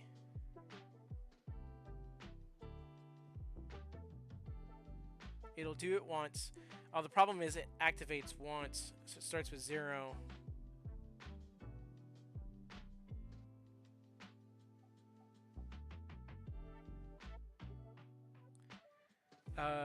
Greater than count -1. So if it has 3 elements, right? That means the maximum we can get up to is 2, which is good because it only activates. So it'll go 0, greater than. It has to be greater than. So it has to be 3 essentially. I think I need to do it on the other one as well.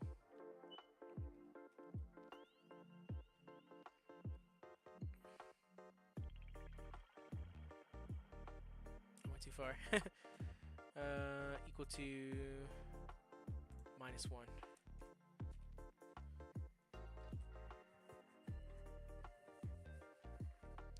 Yeah, because it executes the code before it ever ups a number.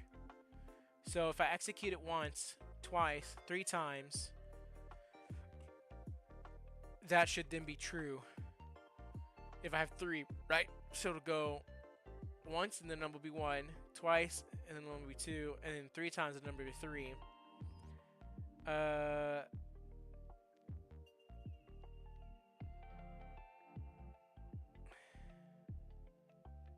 No, actually it should be equal.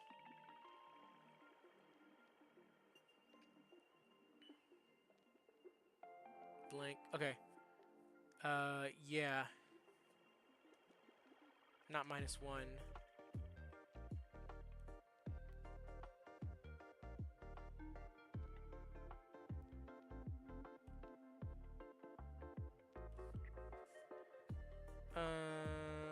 Wait. Is that making sense? If I have 1 element, thing will go through 1 time, but it'll also go through another time. But it won't. But it only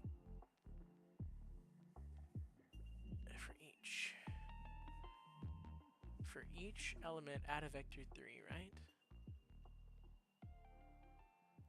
So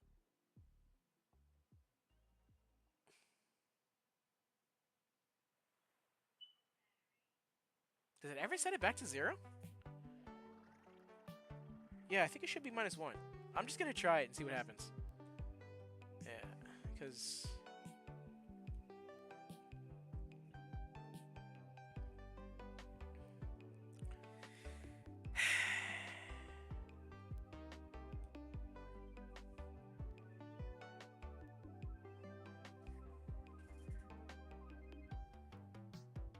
if it's ever greater than this, so if the count is 3, right? If it's ever equal to 4. No. If it's ever equal to, well, that is. If it's the way I'm writing this is literally temp count minus. That is equal. Dummy. Greater to -1 is equal. You stupid. Oh man, oh my goodness.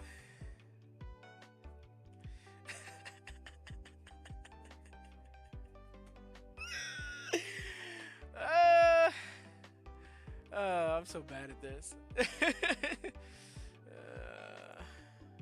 Yeah, that is equal, not greater than. Boom. So if there are 3 elements, it go blank, blank, blank, and then it will be equal, and then it'll set it back to 0. Okay. So this one gets run. This one gets run when I hit E. I don't need this to be. Wait, did I just bypassed this.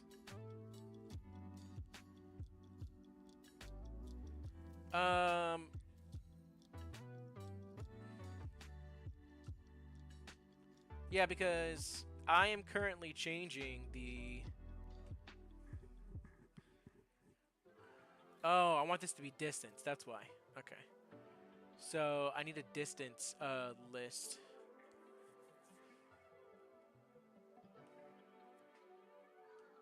Yeah, that's what it is. Okay. So temp position, instead of that, I need it to be a distance list.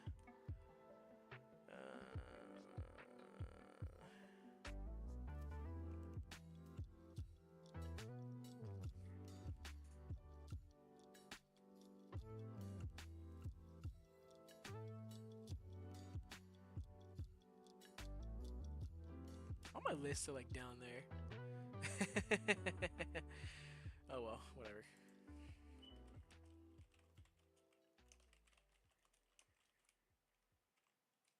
That's also vector 3s, I believe. Yep. And then it will be distance list, I guess. There we go. And then this will add it to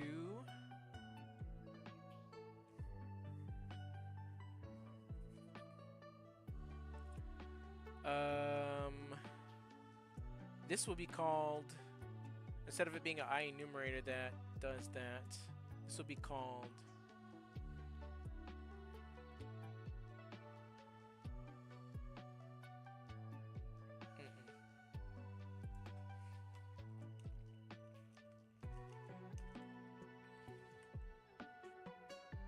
for each object, calculate, instead of adding, yeah, instead of doing that,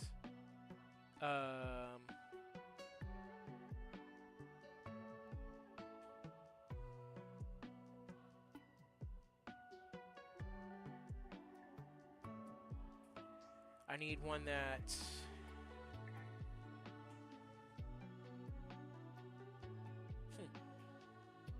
yeah, I need a function that adds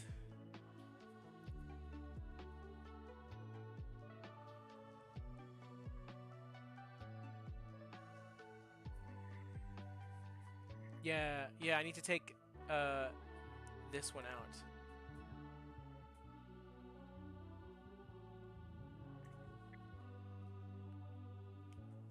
And put this in here in the create card whenever it's created.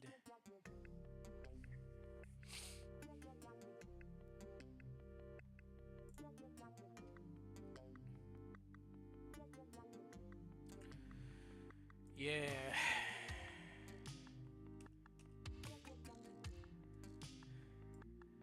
This is gonna be add a new vector 3.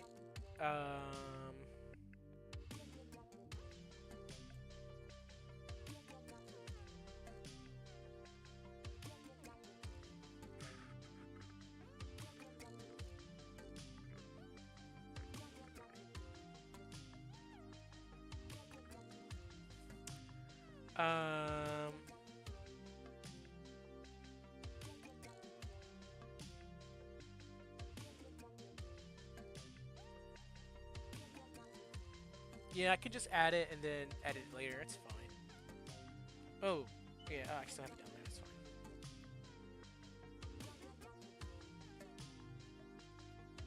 And we'll just copy this. Boom. So it adds to the distance list and the temp list. And then this evaluate distance will. This will calculate where it's at, and this will calculate the distance. Finally broke this down. I was making it way too difficult. I kind of want to get rid of this because it should just run forever now.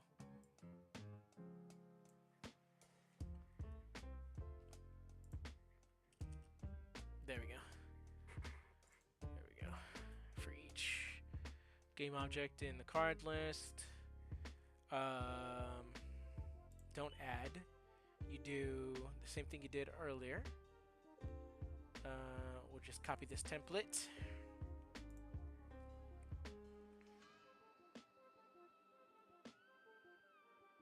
Literally just copy this template. Distance list. Okay. For each. And then there'll be current number. Oops, not that one.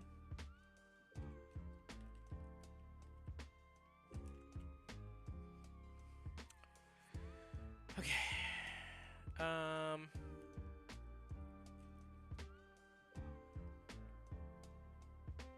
It's not game object anymore. It's gonna be vector 3. There we go. Current number for each vector 3 in. Ooh, no.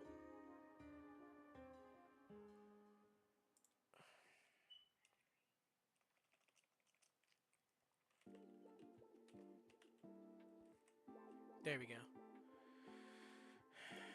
For each vector 3 in current and distance list, it's only gonna have vector 3s.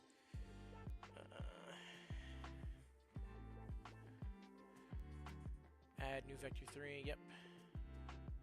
Yep. Okay. Distance list current number. Take the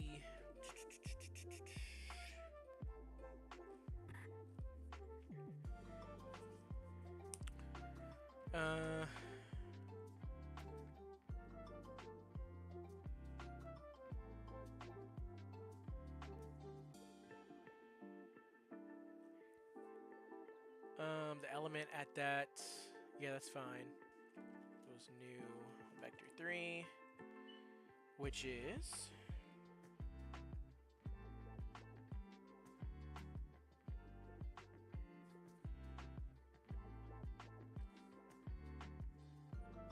I wish I had just let me do this.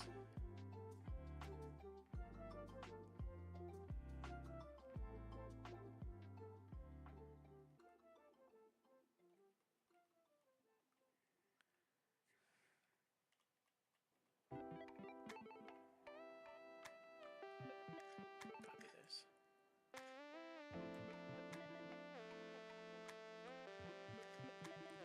Game object is transform. Just redo.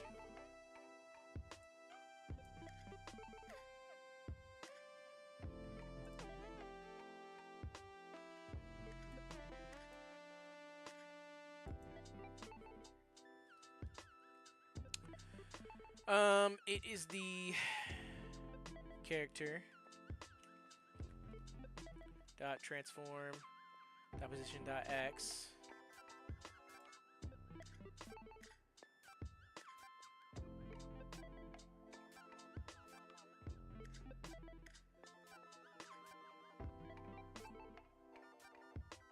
Character dot transform dot position dot x minus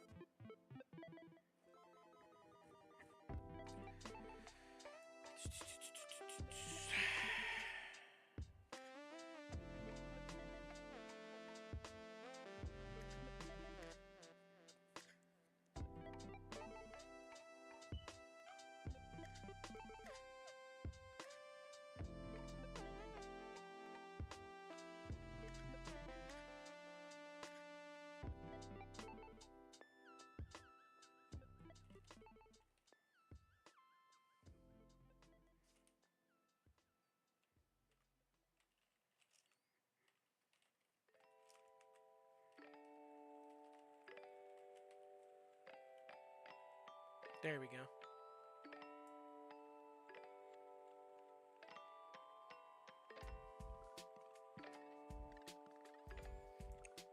And then same thing for the y.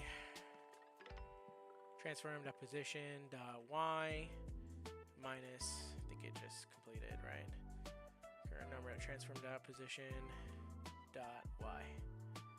And I think that's it. Yeah.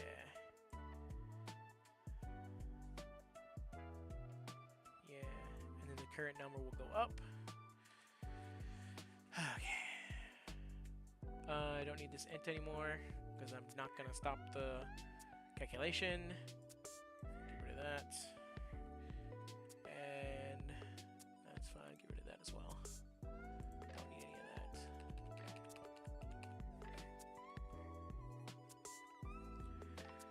Okay, let's see.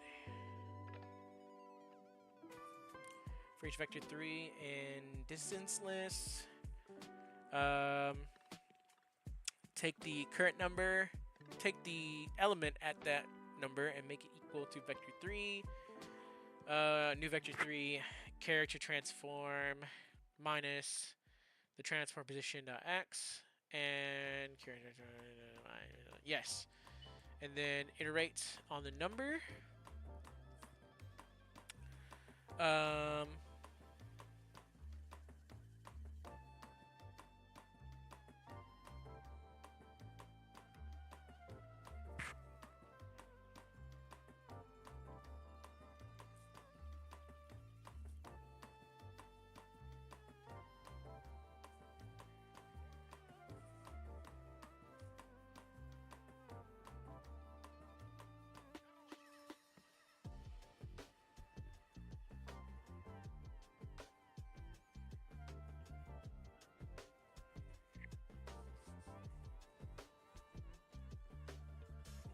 Okay.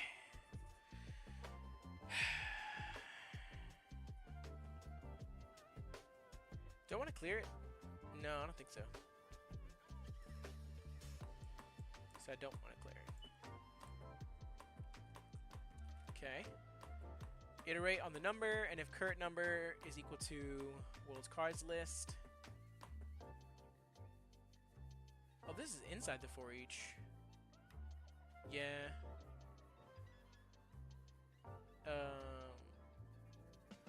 Yeah, let me do that actually.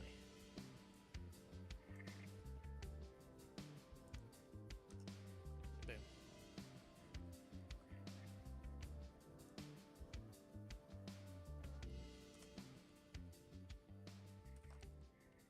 There we go.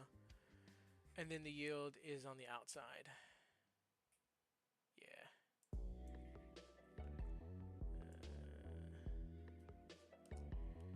Boom. Whoops. Whoopsie. There we go. You'll turn after that.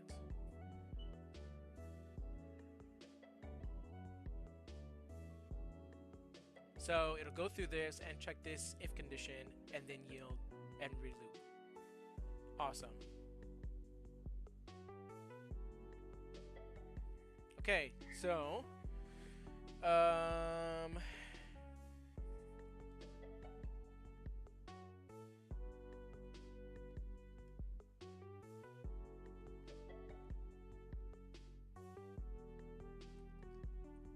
so I should be able to take off E. Let's see.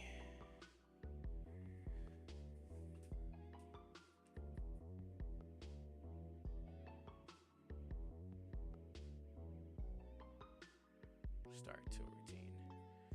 If temp position count is greater than 0. How many times is it gonna call that? Is the question.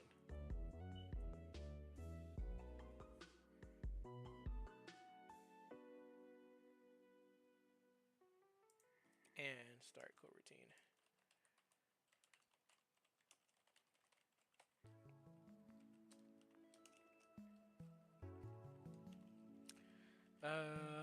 What is it called? Evaluate distance.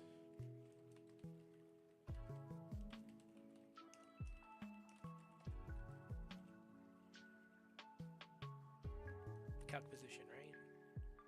Yeah. This is driving me crazy.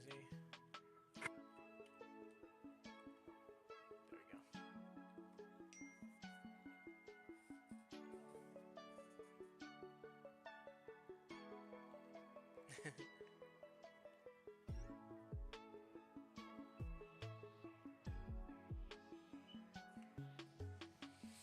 Okay, let's check it. Let's make sure there are no... Great. So far, so good. And boom. Invalid operation exception. Collection was modified. Enumeration operation may not execute. What? Invalid operation exception. Okay, that's new. Evaluating distance has started. Hold on. Where is this at? 270? 244. Okay, hold on. What? And this is invalid operation exception. Oh, so I can't. Collection was modified. Collection was modified. Enumeration operator might not continue execute. Collection was modified. Let's see. So both of these got.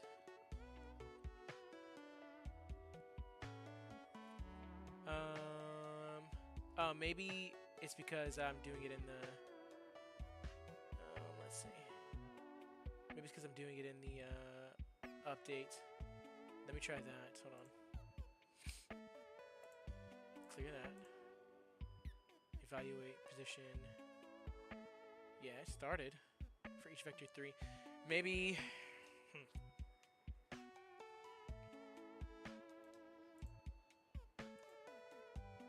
I mean, it worked with game objects. Are they nullable? Is that what it is? Is that what I need to do? Distance list.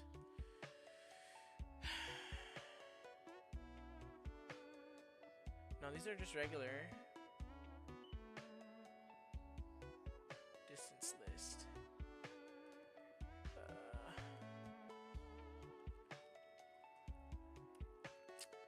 For each. No. Okay.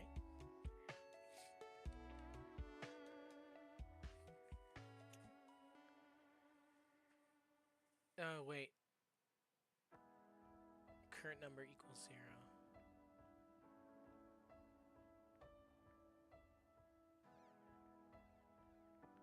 Maybe this is wrong.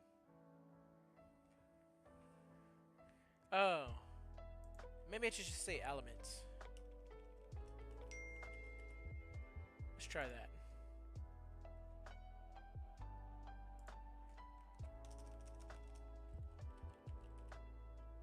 Maybe that'll work. For each element in that. Let's try that like that. Okay. No. Enumeration operation may not execute. Huh.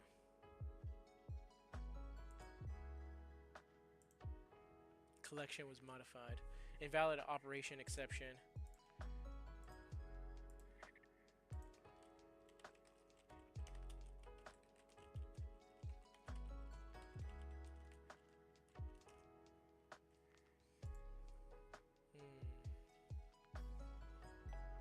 That is thrown when a method call is invalid for the object's current state.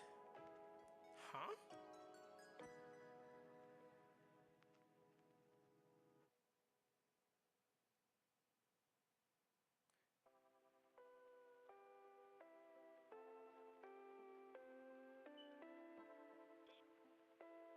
It is a collection was modified. String exception. It's just this one.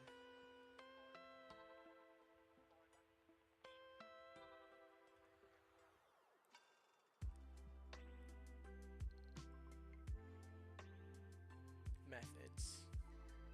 Events.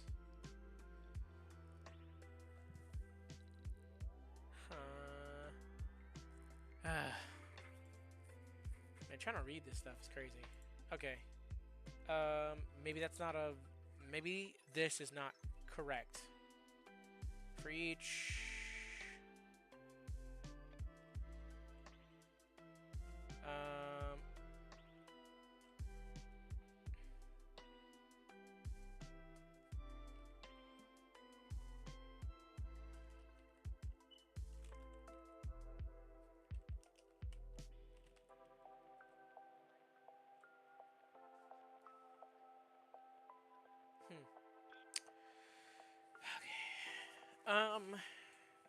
For each vector 3 in 10 position. Maybe it's the way I've written this.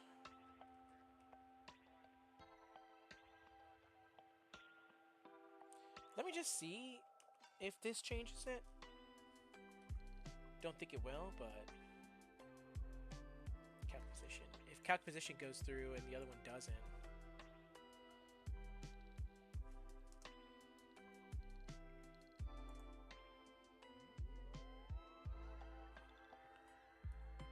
This one is 270, this one's 244. Yeah, I don't understand. Invalid. Collection was modified. I don't understand.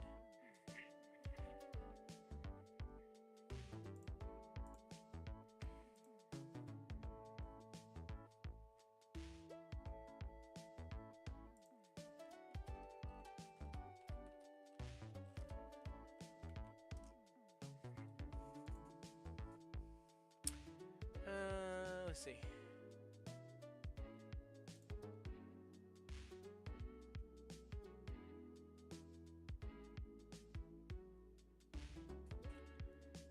In my case, it was collateral effect because I was using a few modified during the process. Not very obvious reading code.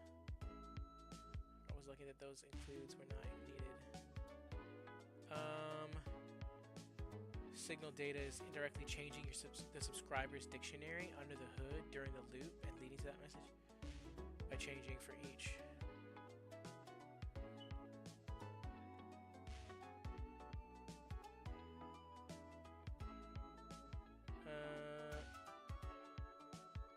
Calling that value copies the values to a separate list at the start for each. Nothing else has access to this list, so nothing can modify it inside the loop. Okay, so subscriber. Hold on. Does he use subscriber?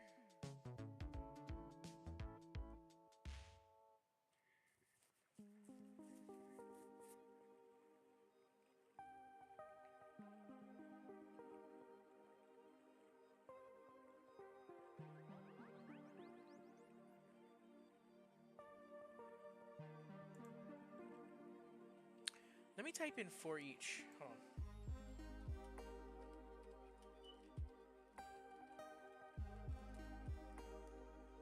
Make sure I'm writing this properly.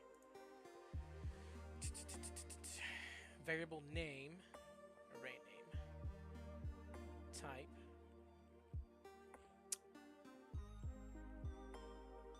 Oh, wait a second. Hold up. Timeout. Am I doing this wrong this whole time?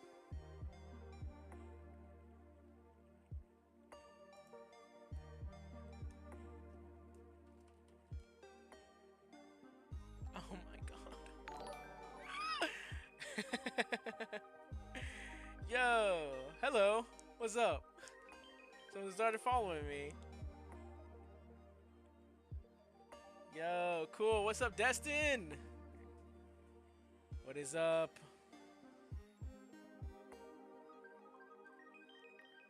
Appreciate the follow.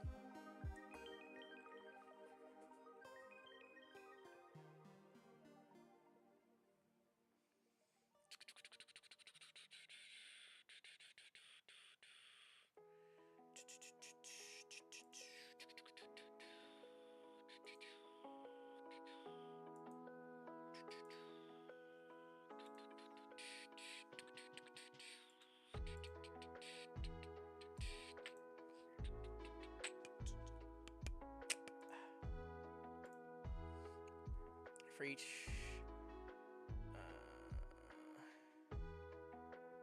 okay, maybe that's how it works. Okay, let's try this. Whoops.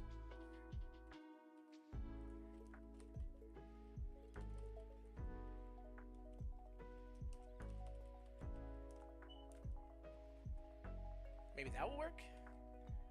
I guess you have to name it. Not actually searches for the type. Okay. Please, dear God, if you love me. Let's switch this back real quick. Okay. Alright. Here we go.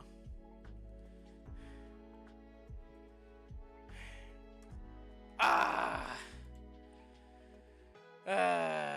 Okay. Yeah, 270, 244. That wasn't it.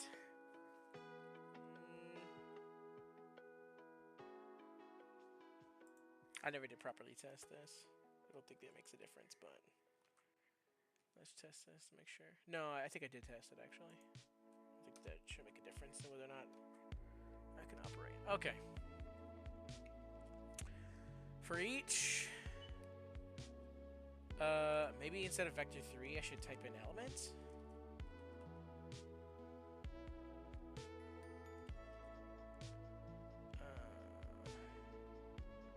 No, probably not.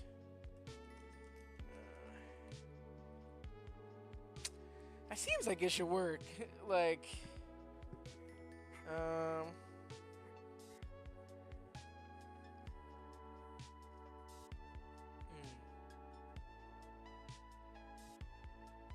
when I set it up for game objects, it worked. I wonder what the difference is. They're currently vector 3s. Maybe, okay, hold on. Let me try this. Instead of doing that, instead of doing this, right? Let's do this. And then we'll call it with E instead.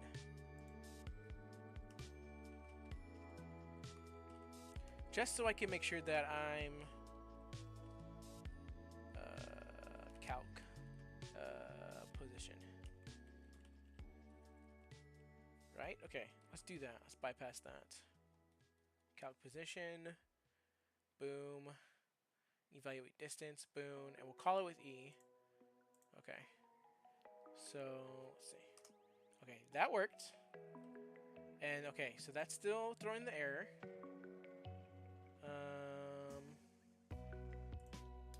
Interesting. 241 and 267. Huh. Well, it moved. So let's see. 241. Oh. 267. Okay. So, okay.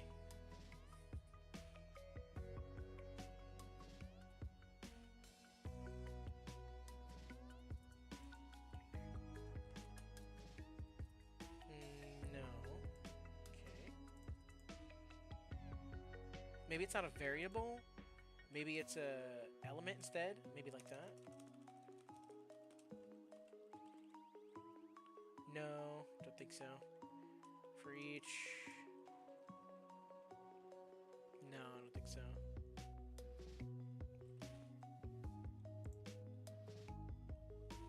This is how it was working.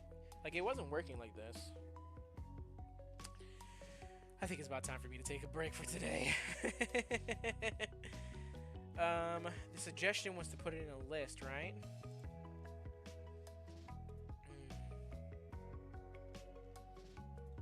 This one.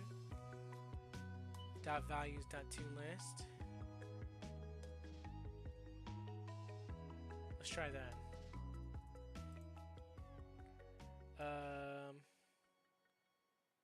And how did this? Let's see. Subscribers in. Okay. So let's do. No, there's no. Okay. Huh.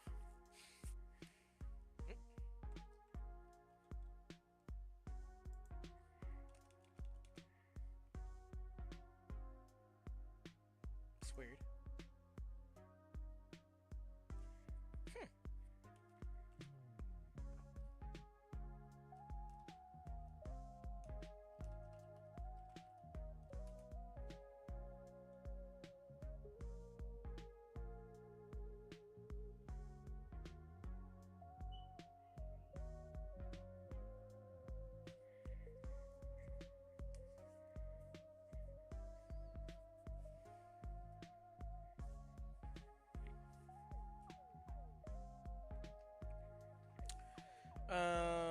Wait a second.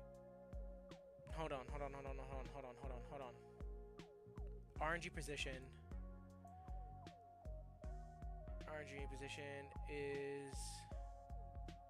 Wait a second. Hold on. Private vector 3. Oh, maybe because it's private.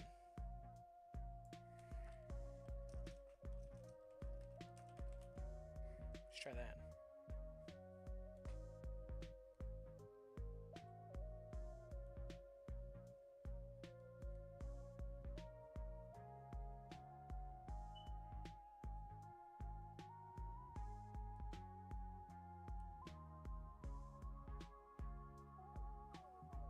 I doubt it, but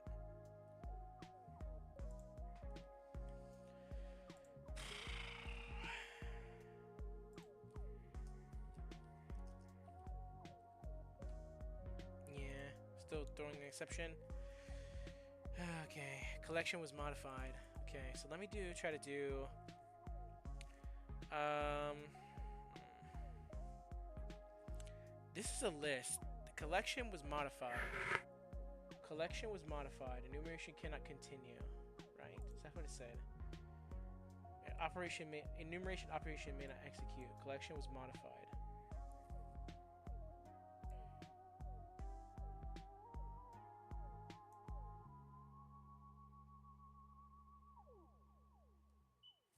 Yeah. It's throwing it when. So it's got to be something that I'm doing here.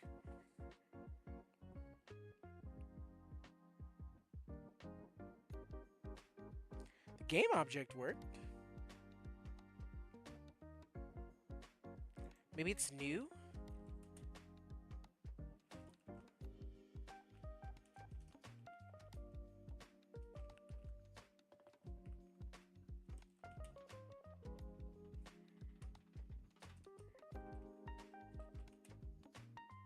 No.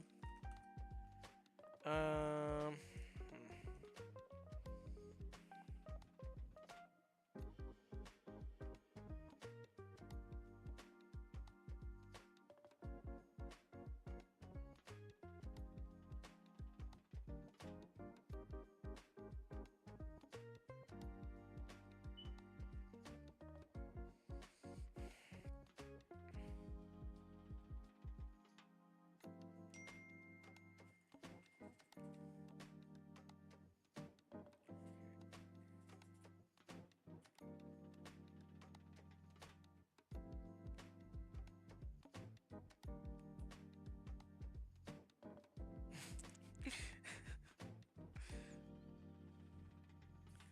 All right.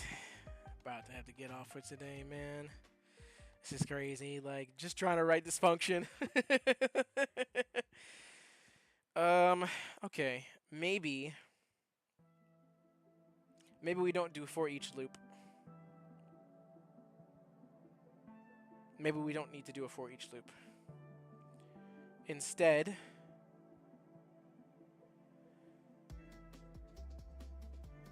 yeah, I don't think we need a for each loop. Okay, so instead of doing that,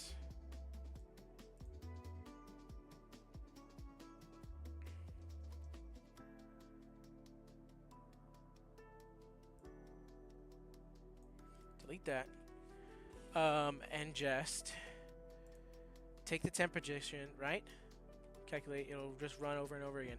Yeah, I don't think I needs to be a for each. Because a for each just tells you how many times to do it, right?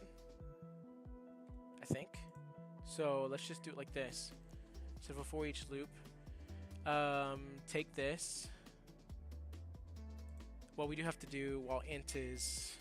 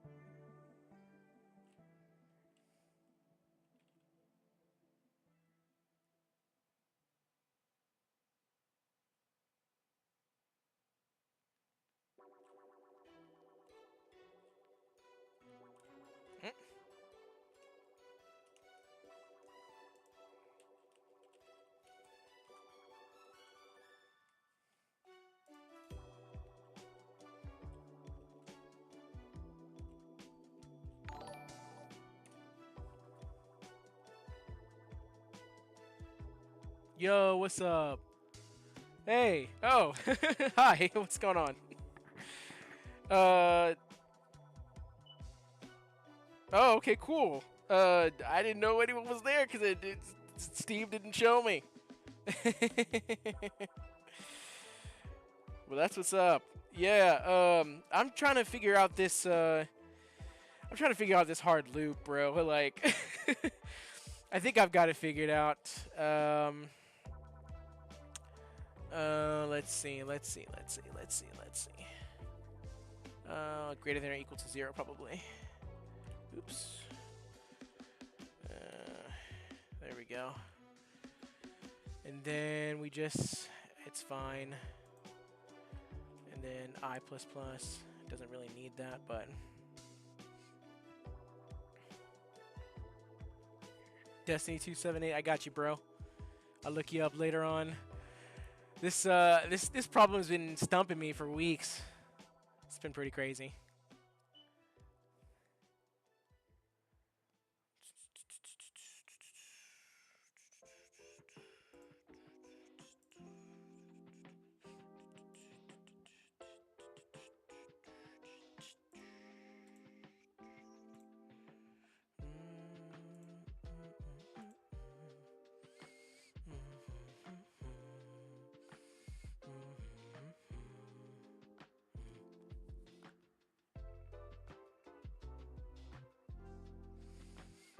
Excuse me. Okay, let's try for this one too. Instead of a for each loop, we'll do a while loop, and then we'll int I equals 0, and then we'll do while I is greater than or equal to 0.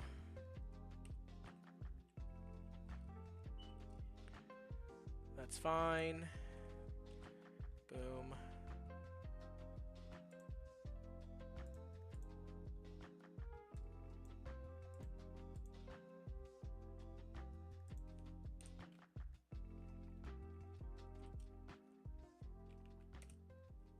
There we go.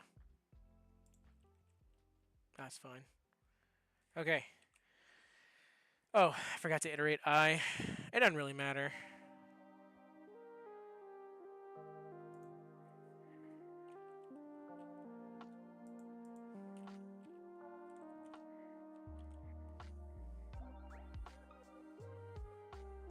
This will run. Okay. Okay. Instead of doing a for each, that should work the same way.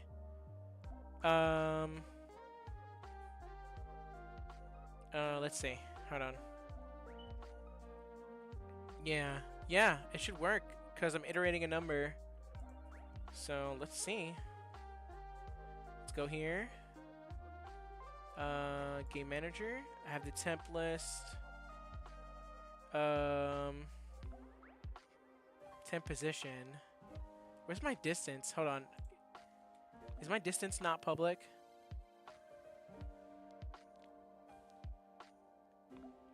Distance list. Where is the... Oh, I just don't have it expanded. Okay. There we go. Please work. Game. Please work. Yes! Ha ha! And the distance is calculating. Yes! Oh my god! Yeah, baby. Add another one. Oh, it still runs. Yeah. Okay. Let's see. Yeah. Awesome sauce. Yes. That's great. That's so good. That's so good. Finally figured it out. Okay. We did it. Woo!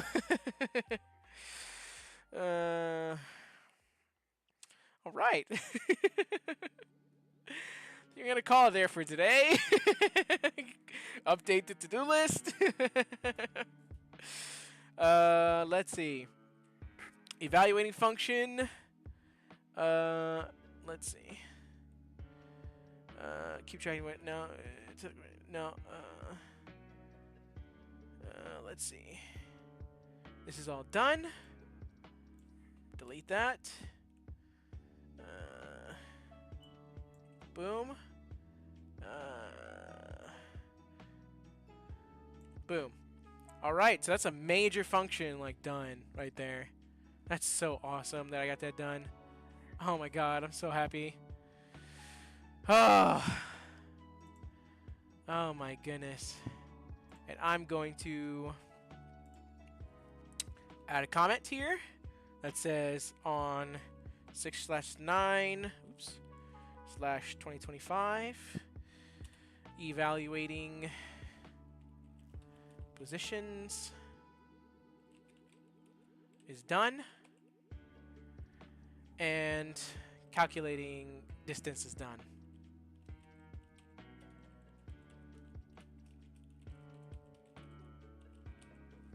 Boom. And let me actually just check this real quick to make sure, because I didn't check the evaluating distance function. Let me make sure that is correct. If I move the object, if that temp position list actually updates itself. So I need to go this and click on this card, and then if I make sure I can't. Let's just see, where's the temp? Okay, hold on. Game manager here. 3. Okay, so it should be a different. Okay, so it should be -3.2. Temp position.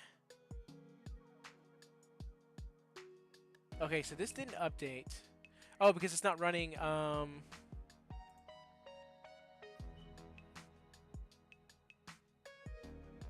Calculating position.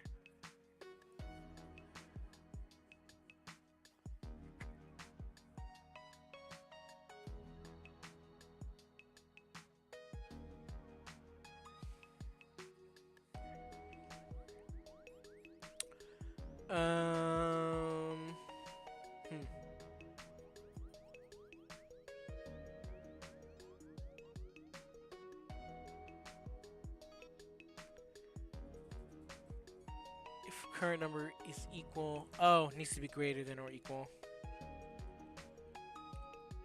Yeah, because this one works, right? Evaluate works. No. It was equal. Current number equals 0.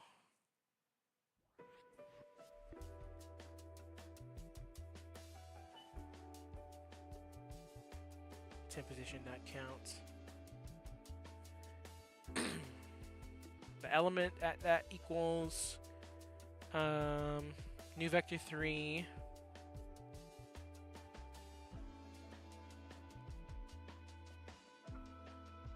x and y.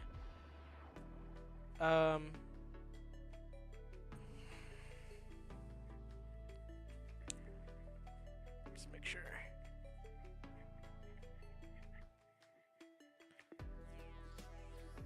If it's greater than or equal to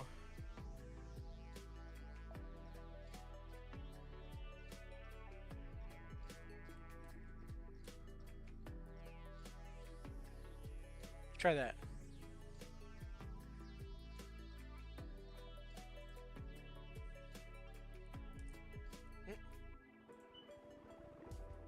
Well, just gotta fix this one little bug. Okay, so the temp position is -4. Let's remember that. Okay, temp position is negative. Oh yeah, I did it outside of range. So yeah, this needs to be not greater than. She needs to be equal to. Yeah. So let's try that again.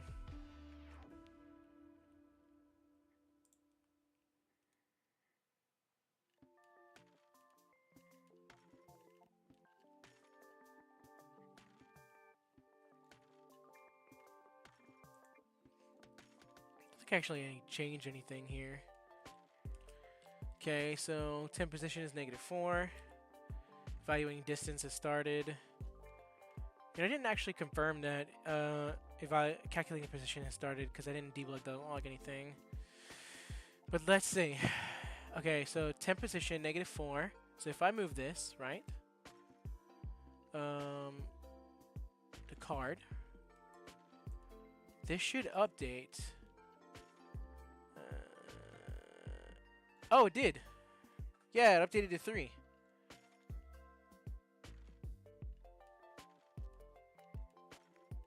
Yeah, it was -4. Let's see.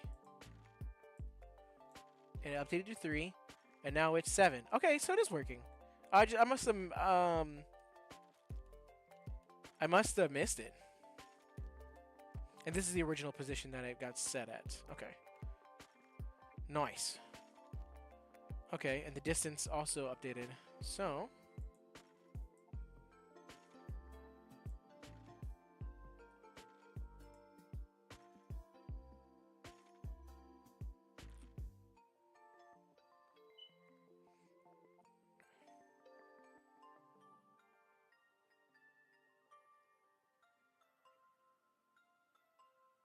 cool.